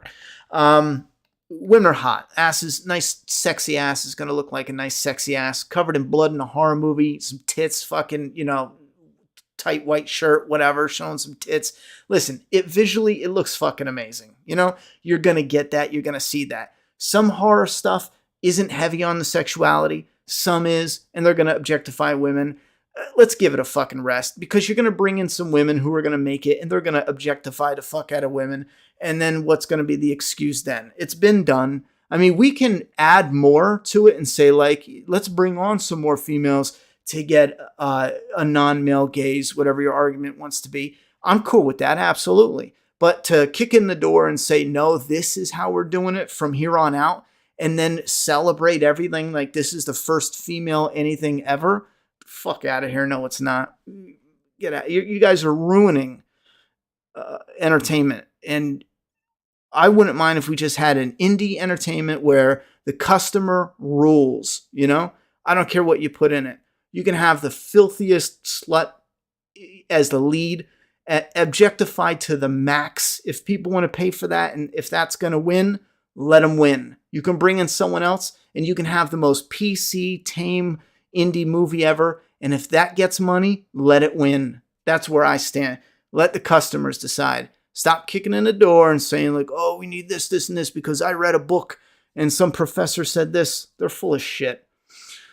Q&A. I feel a lot of the main actors in The Walking Dead are frankly too good for writing of their characters. What are your thoughts? I agree with that. That's why we see Michonne go to Marvel and not stick with The Walking Dead. Let's be honest, They say the finale will be a 90-minute episode. Don't that mean 60 minutes with 30 minutes of commercials? Laugh out loud. I see this comment so much, but I kind of giggle, but I get annoyed. It's always the same amount of time no matter what. I get it, though, because it's like AMC stupid and greedy. But in reality, and this is something else I keep seeing, it's like people are like, oh, there was 20 minutes of commercials. There's always that. There's always 42 to 44 minutes of show. The rest is commercial. What does that break down to? 20. No, that's not right. It'd be like 18 minutes of commercial. Yeah, because there's 60 minutes in an hour. So there's 18 minutes of commercial, 42 minutes of show. When it comes to 90 minutes, I don't know I forget what the breakdown is, but it's literally exact. Sometimes there's a few minutes more, but it's not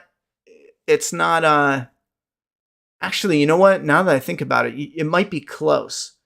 Um, it might be close, like 22 minutes of commercials, and then the rest is like 68 minutes of the show. You have to look it up, but it might be 68 versus 22, definitely. So maybe that does make sense. I think the one person wrote 45 minutes of show and what was it? What would it be? 45 minutes of commercial? No, that wouldn't be half an hour. But you get my point. I'm so with you on the Walking Dead failing at this, by the way. It's terribly writing. Strangled by a bad budget. I agree with that wholeheartedly. Have you ever thought about doing a collaboration with Movie Idol? He does a lot of Walking Dead content.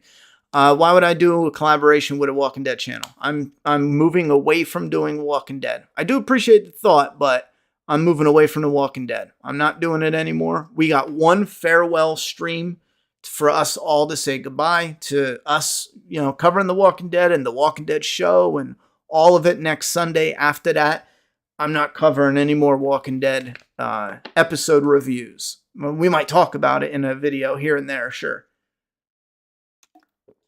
Do you think a huge time jump is inevitable for the end of the finale? I thought so originally because it only makes sense, but I don't know if they're going to be able to pull it off. There's too much in the air. Better Call Huxler. What are your thoughts on Lance Hornsby's death? It felt really underwhelming to me. It's been 23 episodes, only semi-human good guy. Lance's death was shit. I thought it was such a waste. They set him up to do something, and it honestly feels like they said fuck it, and they ran with Pamela being the main villain, so they didn't need Lance anymore, so they cut him and dropped him, and I don't know. I thought it would have been far more interesting if Lance was building up this coup, and then you have Pamela dealing with the coup and people turning, and at the same time you have our crew dealing with dodging Lance and his coup, but then taking Pamela on head. I mean, you got three. You had it perfect. In the beginning, I thought they were going to do some crazy shit like that where Lance is creating this coup with this secret government, and then or secret like little hit squad, CIA, FBI type, and then you have Pamela trying to regain power, but then she needs to boot out the new guys because of their shit. So our crew navigates it all, and it's this web of just like anywhere can get you killed, and then it hits them. They can't just let Pamela and Lance take each other out, and then we bounce because the other people are fucked if they do that. So I really thought we were going to get some blended type of what the fuck going on, but no, they just brought him outside and shot him in the face. I don't know. Above the line is a film term about credits, like director, producer, etc. Well, let me read that again. I thought you were referring to like a typo. Text is real tricky when you get a lot of comments that don't use punctuation and shit. I thought you meant something you wrote above the line, but it was missing a typo. Maybe it'll clear it up.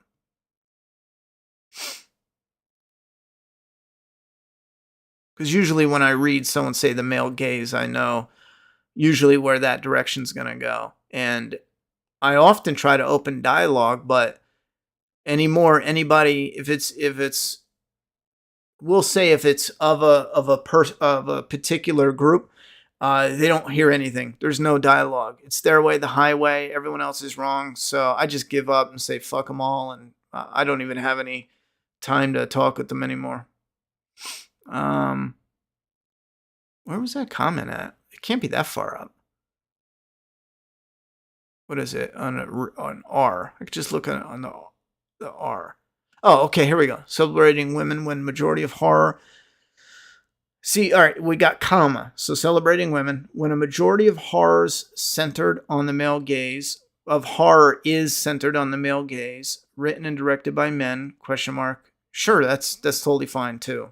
I don't see why that's even a problem. We can bring more women in, but to sit there and say that's a problem, I don't know what the problem is. I love horror, but true representation is missing. as in above the line. Okay, so as far as bringing more women on to do shit, to get shit done, yeah, that's fine. Bring them on. I don't have nothing against, uh, yeah, women making shit. That's kind of like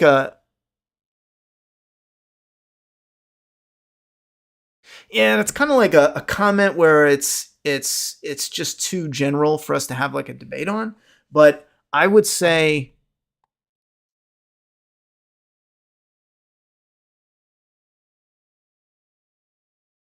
yeah, it's weird because the way you quoted me with celebrating women, it's like you have a negative outlook and view on old horror, but then you say you love horror. So I don't know what you're getting at.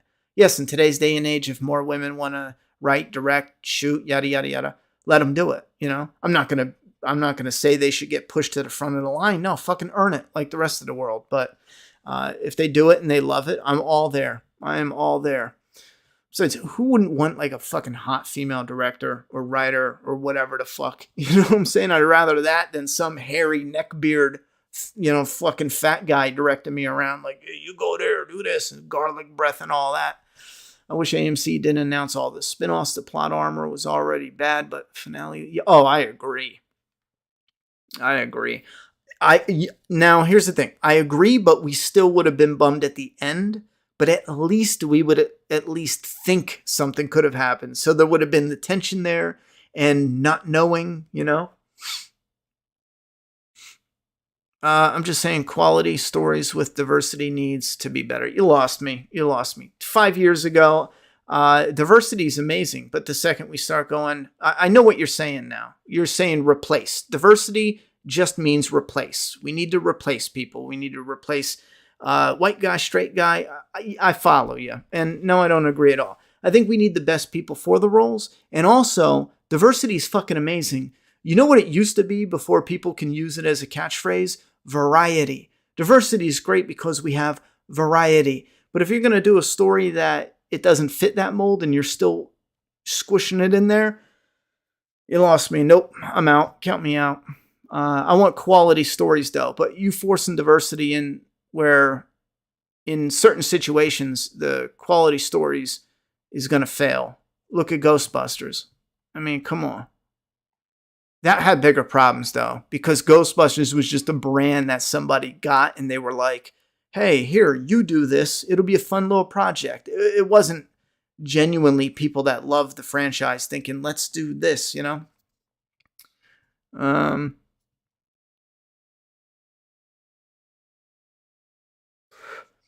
100% agree, Ronnie. We don't need to be so damn PC or soft all the time, especially the entertainment. It's boring as fake and forced. It absolutely is. It absolutely is. And not only that is we need to stop punishing people the same. Like when you're out in the real world, if you slap somebody, let's just say you walk up to a stranger and you just slap them in the fucking mouth, right? You're probably going to go to jail for a day. You might get some probation. It depends on the circumstances. But let's just say you're an asshole and you want to slap people. They're probably going to throw you in jail for a few months. You know what I mean?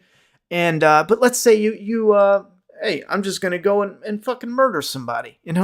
They're not just going to go, all right, throw them in jail for a few months. Or, well, nowadays you never know. But they shouldn't do that.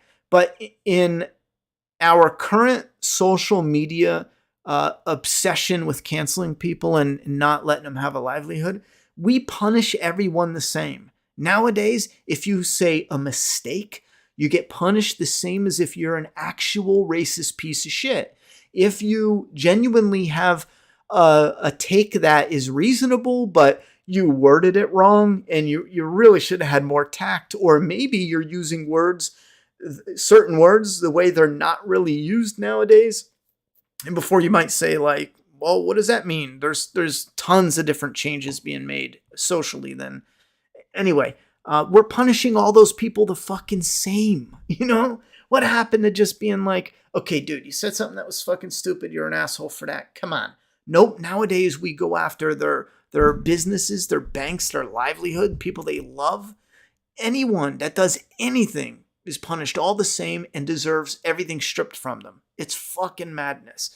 We need to have levels to it, but they won't, because everyone who's obsessed with punishing people by building up these digital lynch mobs, it goes to show that there's a certain amount of racism and hatred that we as human beings need and we feed on. It doesn't matter how much of us despise racism and think it's stupid and a waste of time and it should be eradicated from all of our consciousness. It doesn't matter.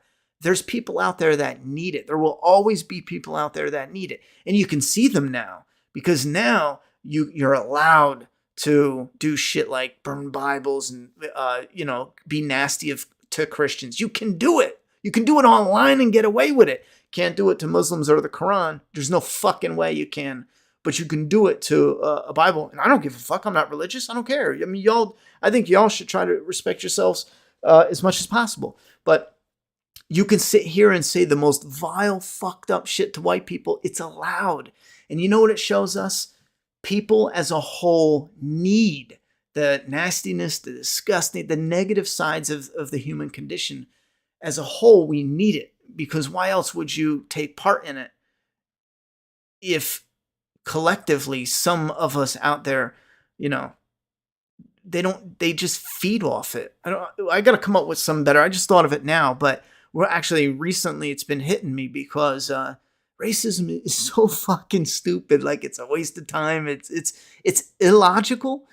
Back in the day, there was a logical based on geography. Parts of it made sense, And again, these are people who were doing shit to the what were those the white slaves? I forget, the Slavic. It's where they got the word slave from, isn't it? But it doesn't matter. But the point is, they had certain specific reasons for things, and now that we're more intertwined as a people, and now that we're not segregated by different continents and by time and like space, and we're all here. We can, people are probably watching me from fucking wherever the fuck, all over the place. Who knows? Now that there's a ridiculousness to racism that doesn't make any sense, yet you'll still find people that feed off it, in the weirdest ways. And I do believe it's because collectively, civilization, parts of it need it. Indentured servants? No, I'm not talking about because I think Benjamin Franklin was an indentured servant. That's like a slave with a debt. So you were a slave. They didn't get to beat you, own you for life, but you had to, you were an indentured servant. And that's because you owed money or whatever it may have been. I'm talking about, I'm pretty sure the word slave, it doesn't matter, but I'm pretty sure the word slave comes from Slavic. And I heard a story about why they enslaved. And there was something, they needed to get something done. And there was another story of, again, I don't even want to say parts of it, but the point, because it's so long ago, I'm going to fuck it up. But the point is there was a geographical but industrial reason or specific reason for how they were building shit. It wasn't like they just suddenly woke up and said, those people are evil because of their skin. No, it just had to do with where people were and where they were able to actually buy human labor. That's it, I think later on, this element of, superior and not folds into it. But the only reason we talk about it is because nowadays, especially anyone in any advanced civilization, it's just fucking stupid. It's just illogical. It doesn't make any logical sense whatsoever.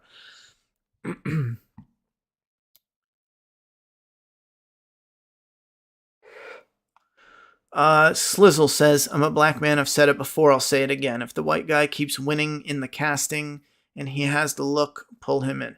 Well, that's why you'll see Leonardo DiCaprio blowing up when he did.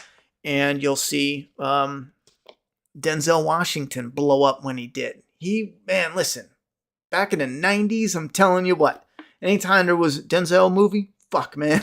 You were there. The guy is wildly charismatic. Doesn't matter what he's in. Slow, fast, action, thriller, drama. Wildly charismatic. That helps a lot. That's why Tom Cruise is. It's funny if you just look at certain things logically. Tom Cruise was a champ. And then he started kind of dying off. And what we knew him as was what? Crazy, Scientology guy. But then what happened? He started jumping into those stunts.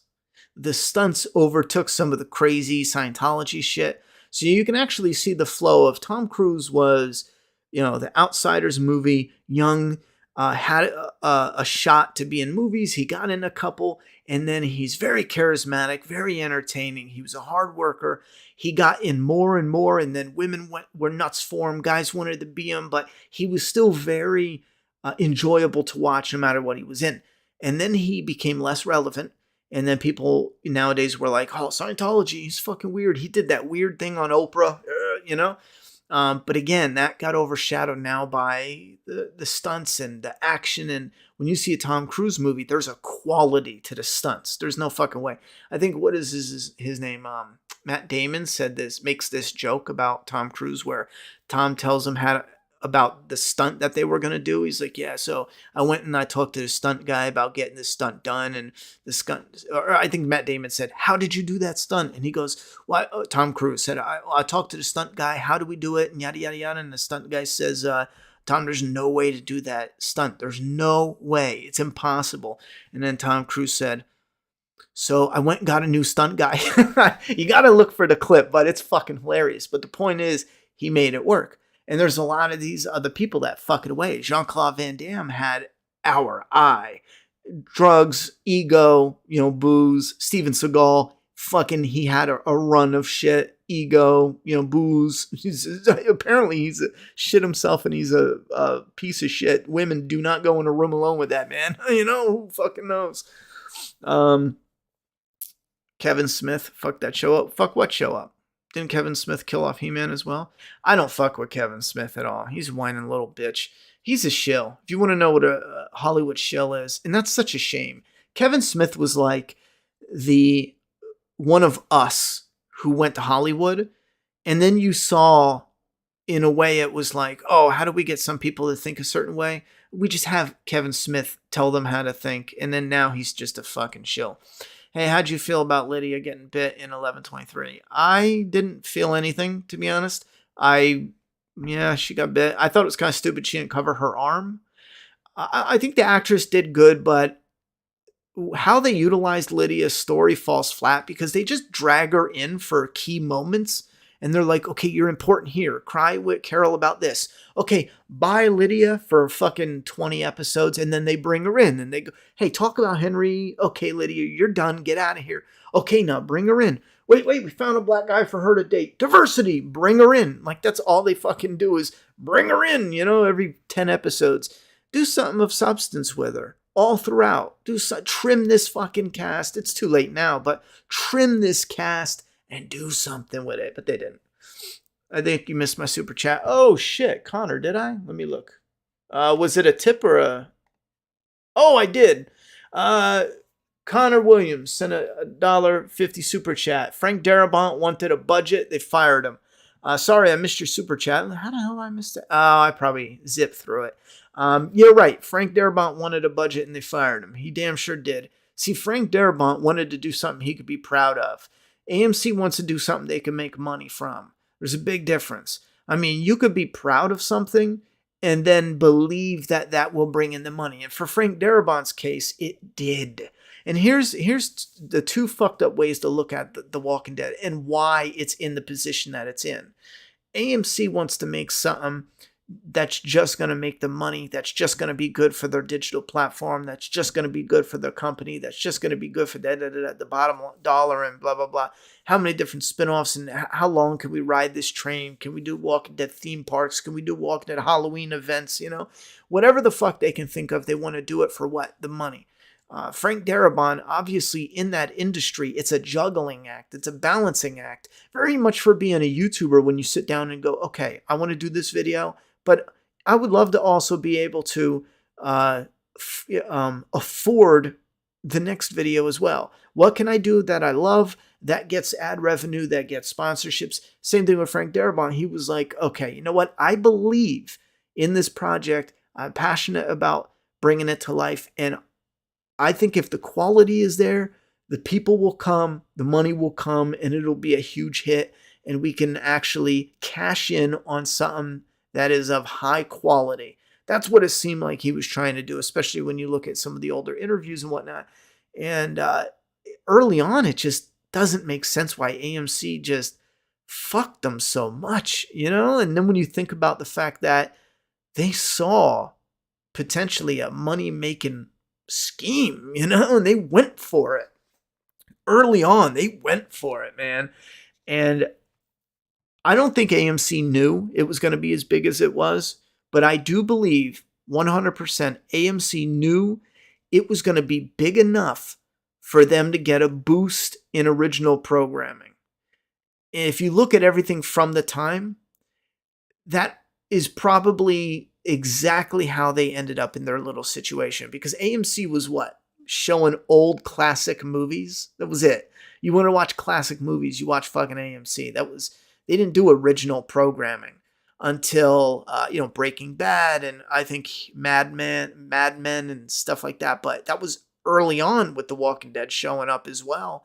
And AMC thought, yo, we could probably get 4 or 5 seasons out of this show, maybe 3, 4, but that's enough for them to build their original programming. It just happened. It didn't. Think about this. If you have a show that's doing it as good as it is, does it make sense for AMC to self-destruct? No. But if AMC thought they were only using this show to get on their feet for original programming for 3 to 4 seasons, but they made it to season 11, they're probably laughing the whole time we're sitting here thinking HBO self-sabotage. But in their warped perspective, they're thinking, bro, we only thought we'd make it 3 to 4 seasons, maybe 5 at the most, but we're at 11. We did twice as good as we were going to do, you know? For them, it's just about bulking up their business and jumping on to the next big thing. They didn't know it would go on for 11 years, but fuck them. I mean, at the end of the day, AMC self-sabotaged and they still milked us for 11 years. You know what I'm saying? 11 years in the fucking woods. It's cool that Negan finally said the F word, but why wait until near the end to do it? Because it doesn't matter anymore. You know? It honestly doesn't matter anymore. AMC doesn't have to worry about all the shit they worried about before. What did they worry about? I don't fucking know. They worried about... it doesn't even matter, but there's just none. It's over. There's nothing to worry about. I think they even made a deal though to get away with a certain amount of F-bombs. I think they can say 6 shits per like how many episodes, but Carl being piked while dating Lydia, Rick being around would have been the most emotional moment in The Walking Dead history. That probably would have been a bigger change, but everything is just gone, you know? At least Darabont stuck to his guns and won the lawsuit against AMC. Yeah, I think that's fantastic. I mean, he lost The Walking Dead, which probably hurt, but he got millions, and hopefully he actually gets that money from AMC. So, fuck it. We're about to shut down, though, just because... well, hold on. Let me ask you guys. Any last comments? If you want to throw it up on the chat, let me know. I do, if you guys can leave a comment, let me see where we're at. If you guys can leave a comment, I do want to know. Well, no, I don't know. I don't want to say anything too early. I was thinking, what would be the likelihood that it doesn't fucking matter. Because I was gonna say maybe we should just use this channel as the map channel. We already have the memberships. We already did game streaming for a while. Maybe we'll just come back to this channel, do all that, and then with the Ronnie Hayes channel, we'll gut it and then throw up, or at least we'll gut it for the live streams. Take all live streams off, and then we'll throw up all Flaw and Awe, and we'll just do 2 channels instead of 3, and we'll do Ronnie Hayes has the Flaw vs. Awe reviews and some collectible, every now and again, collectibles. And then, which probably won't be for a while. I don't want to mess with that. And then we'll have the 2, Ronnie Hayes and Map. Again, it's just a thought to get your thought and opinions. That's not to say we're doing it right away, but. Yo, Ronnie, what are your thoughts on Woman? I don't know what you mean by that. Is that you put a little asterisk, so I'm not really sure if that's a mistake or like a meme.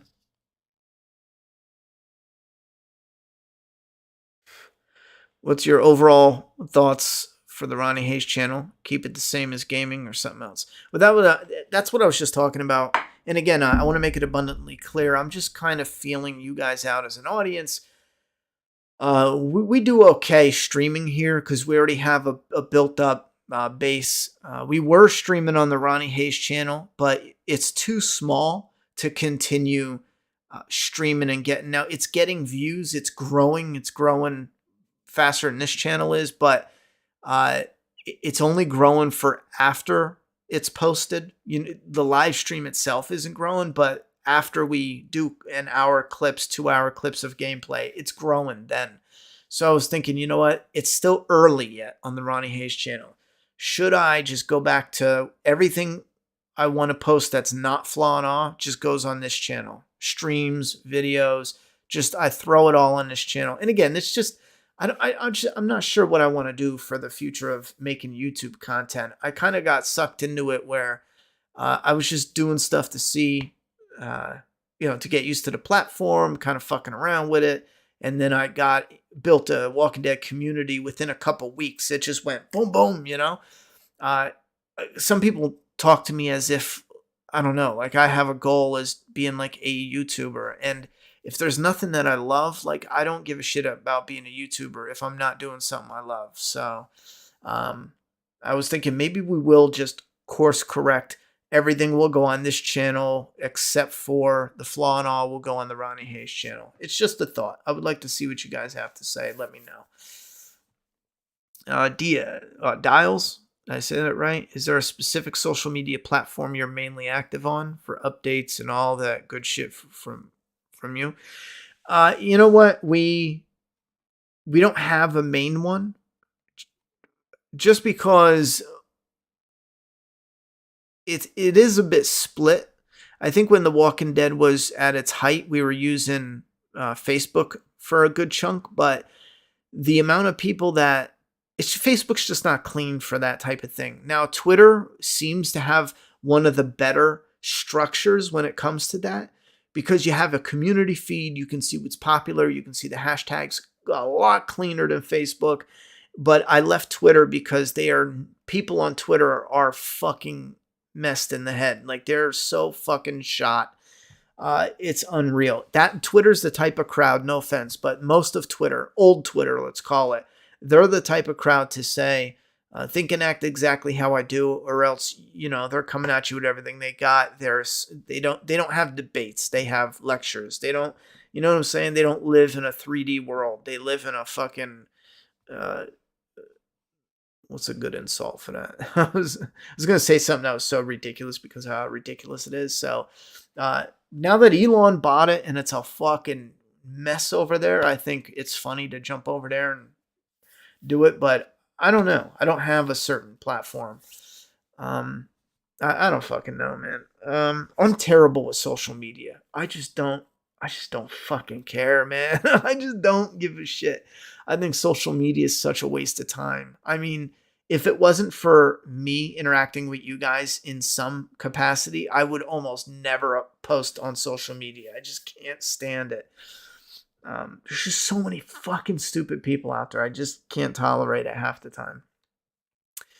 Correct me if I'm wrong, but didn't anything Predator related do well? You mean like content on in general? Because yeah, Predator in general does really well. I am interested to move towards doing the Predator, Predator 2, Predators, and Prey as Flavor Sauce. Again, the biggest thing is funding. Because we don't make, what do we? I mean, this channel only brings in what $130 estimate a month. It's probably like $110 a month. If we had the funding and we were doing 2 to 4, maybe 5 Flaws and Aws a month, we could get to Predator within a couple months, yeah. And that's doing all the Friday the 13th. We'll do Predator. We'll do The Thing. There was a few that was mentioned, so... Dragon Lord said, Kingslayer said, I can't wait until the Last of Us TV show.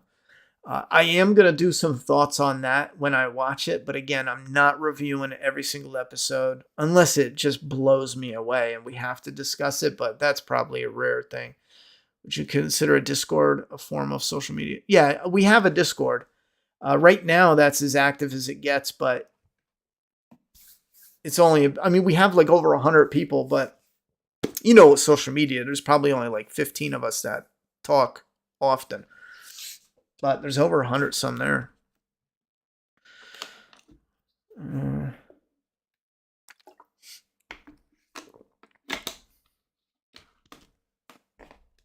Are you going to play Resident Evil 4 remake on the Ronnie Hayes channel? Would really love to see you play. Here's Negan. I am going to play the Resident Evil 4 remake. I don't know if I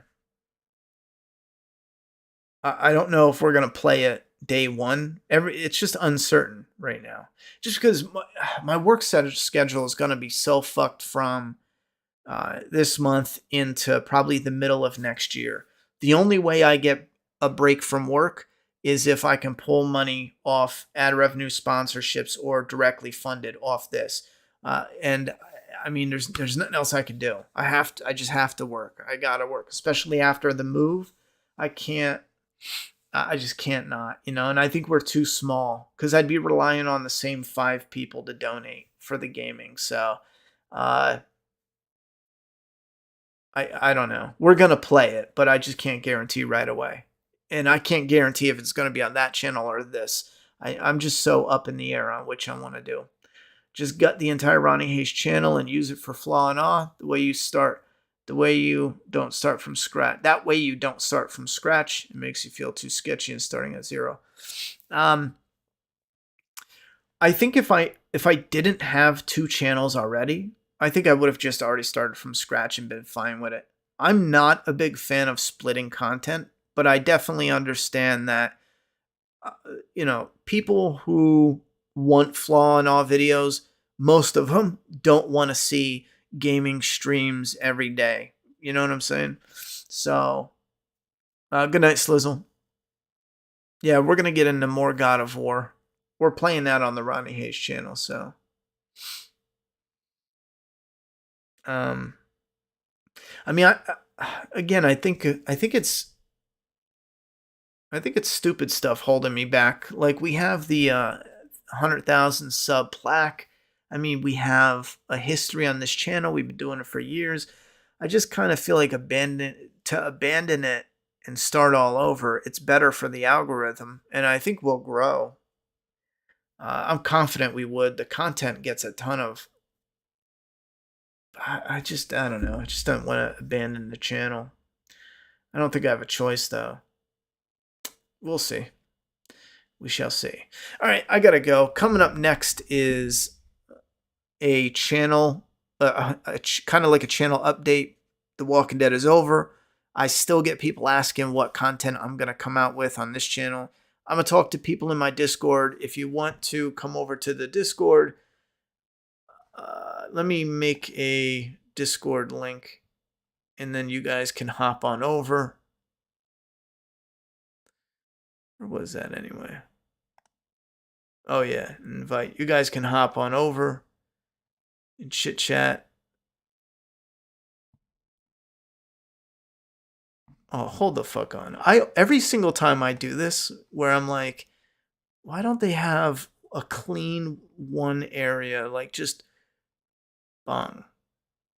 Invite. Boop. And I can never fucking find it. I don't understand what the... Right on your thing should be an invite. It probably is. I just probably didn't look at it the right way.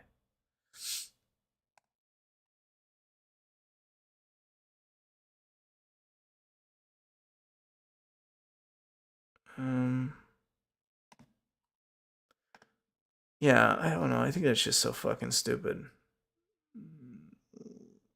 Oh, it is right there. Create invite. That's always that's the link that looks the worst. It's like a person with a plus sign, And I always look at it like invite a friend, and it is kind of like invite a friend, but it's also a link, ain't it? A Discord link. It's so fucking stupid. Create invite or send a server invite to link a friend. It doesn't matter. So there's the Discord. You guys can show up and chit chat, and we'll see. Are you going to delete all your Walking Dead content? No, I'm not going to delete content. Not right now. Plus, I heard it fucks up channels even worse when you delete content. So I got to look into that. But I'm not going to delete it. If you want to watch Walking Dead content, it is unlisted. Not all of it, but a lot of it. So you have to go to my channel, go to the playlists, and then there's one Walking Dead playlist for talking, one for reviews, like official reviews, and one for the comic, and I think that's it. But that has all the videos, so if you want to watch them, you can do that. But you can't search them on YouTube anymore. No, some show up, but not all.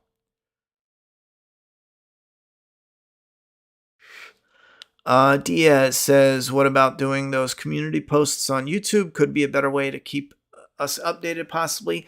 I doubt it. I did a community post and it got like 2 likes. So I'm not really sure if that's going to, you get me? I know what was it? I mean, I know before I quit the Walking Dead, they would make their rounds. And even then, we still only had like 50 people hit like. And that's when we had tens of thousands watching every video.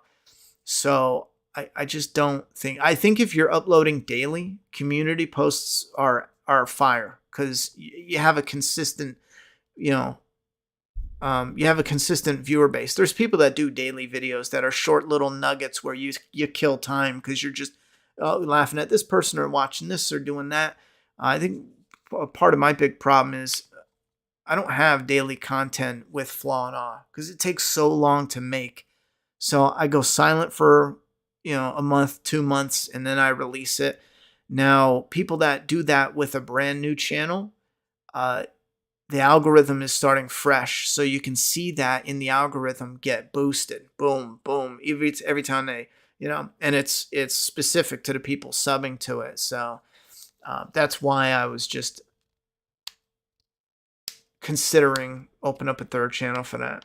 And I'm talking about it way too much, but I'm just so uncertain about having a third fucking channel. But then again, I don't want to sit there and go, fuck it, let's just switch it again and let me put it on Ronnie Hayes. But then if people on Ronnie Hayes go, I don't want to watch this, I'm kind of in a similar problem than I was before. I think I might just say fucking start a whole new channel, man. That kind of sucks. Anyway, first community posts are usually slow, but they might gain more momentum if you post them more often. Yeah, I think that keeps me from posting it that often, though, because keep in mind, if I'm only uploading, for starters, 1 video a month, there's 7 days in a week. You know what I'm saying? There's 30 days in a month, 31. How many community posts am I going to post before people go, all right, this fucking guy doesn't make any goddamn videos? So if you guys tell me, sure, make it, but then what do I post about? You see what I mean? It's like, what do I post about that's not annoying people? Hey guys, I'm still editing that video. I don't know. So I'm thinking about it. Now, man, it's pronounced Dioles. Dioles? Really? No shit. I was thinking of the bar of soap. Because I think it's spelled similar. When I glance at it fast, I mean. I appreciate that, Dioles.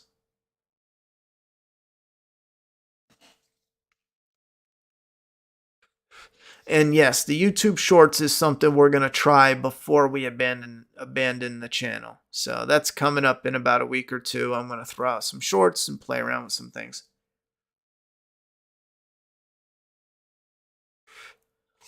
Yeah, the last episode of The Walking Dead coming next week is crazy.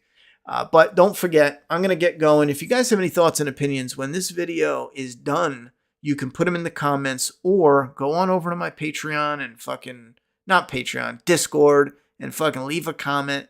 We have a public area where you can just talk and about anything. So throw it there and we'll chit chat more. I'm going to get going after the episode. I had this on top chat the whole time. That's probably why the comments were so fucked on my end. Fuck, that sucks. Anyway, after the episode next Sunday, we're going to have a live stream to say goodbye. Would you ever consider doing a review on bad movies like Ted Bundy one once in a while? I quite enjoyed it. Yes. In The Flaw and Awe, it's not just good movies. Every now and then we're going to hit bad ones. The idea with Flaw and Awe is I'm going to start it, but then once it's going and once we have, a few thousand people watching and we have, I don't know, maybe 50 to 100 people on Patreon, and we got a consistent people that we can do polls with, a couple hundred in Discord, then we can actually start having you guys vote for it. So if you vote for the worst movie ever in the history of movies, that's what we will do, But I can't do it when it's so small just because, it's so small. I need to do what I think people are going to watch. So I'm just trying. You know what I mean? All right. Did I miss anything else? I appreciate that. Bones and all. Yeah, I heard about it. I'm going to check it out.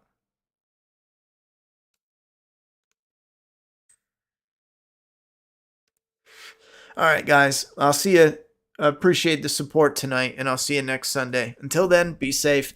And we got one more week until it's farewell. All right. Good night.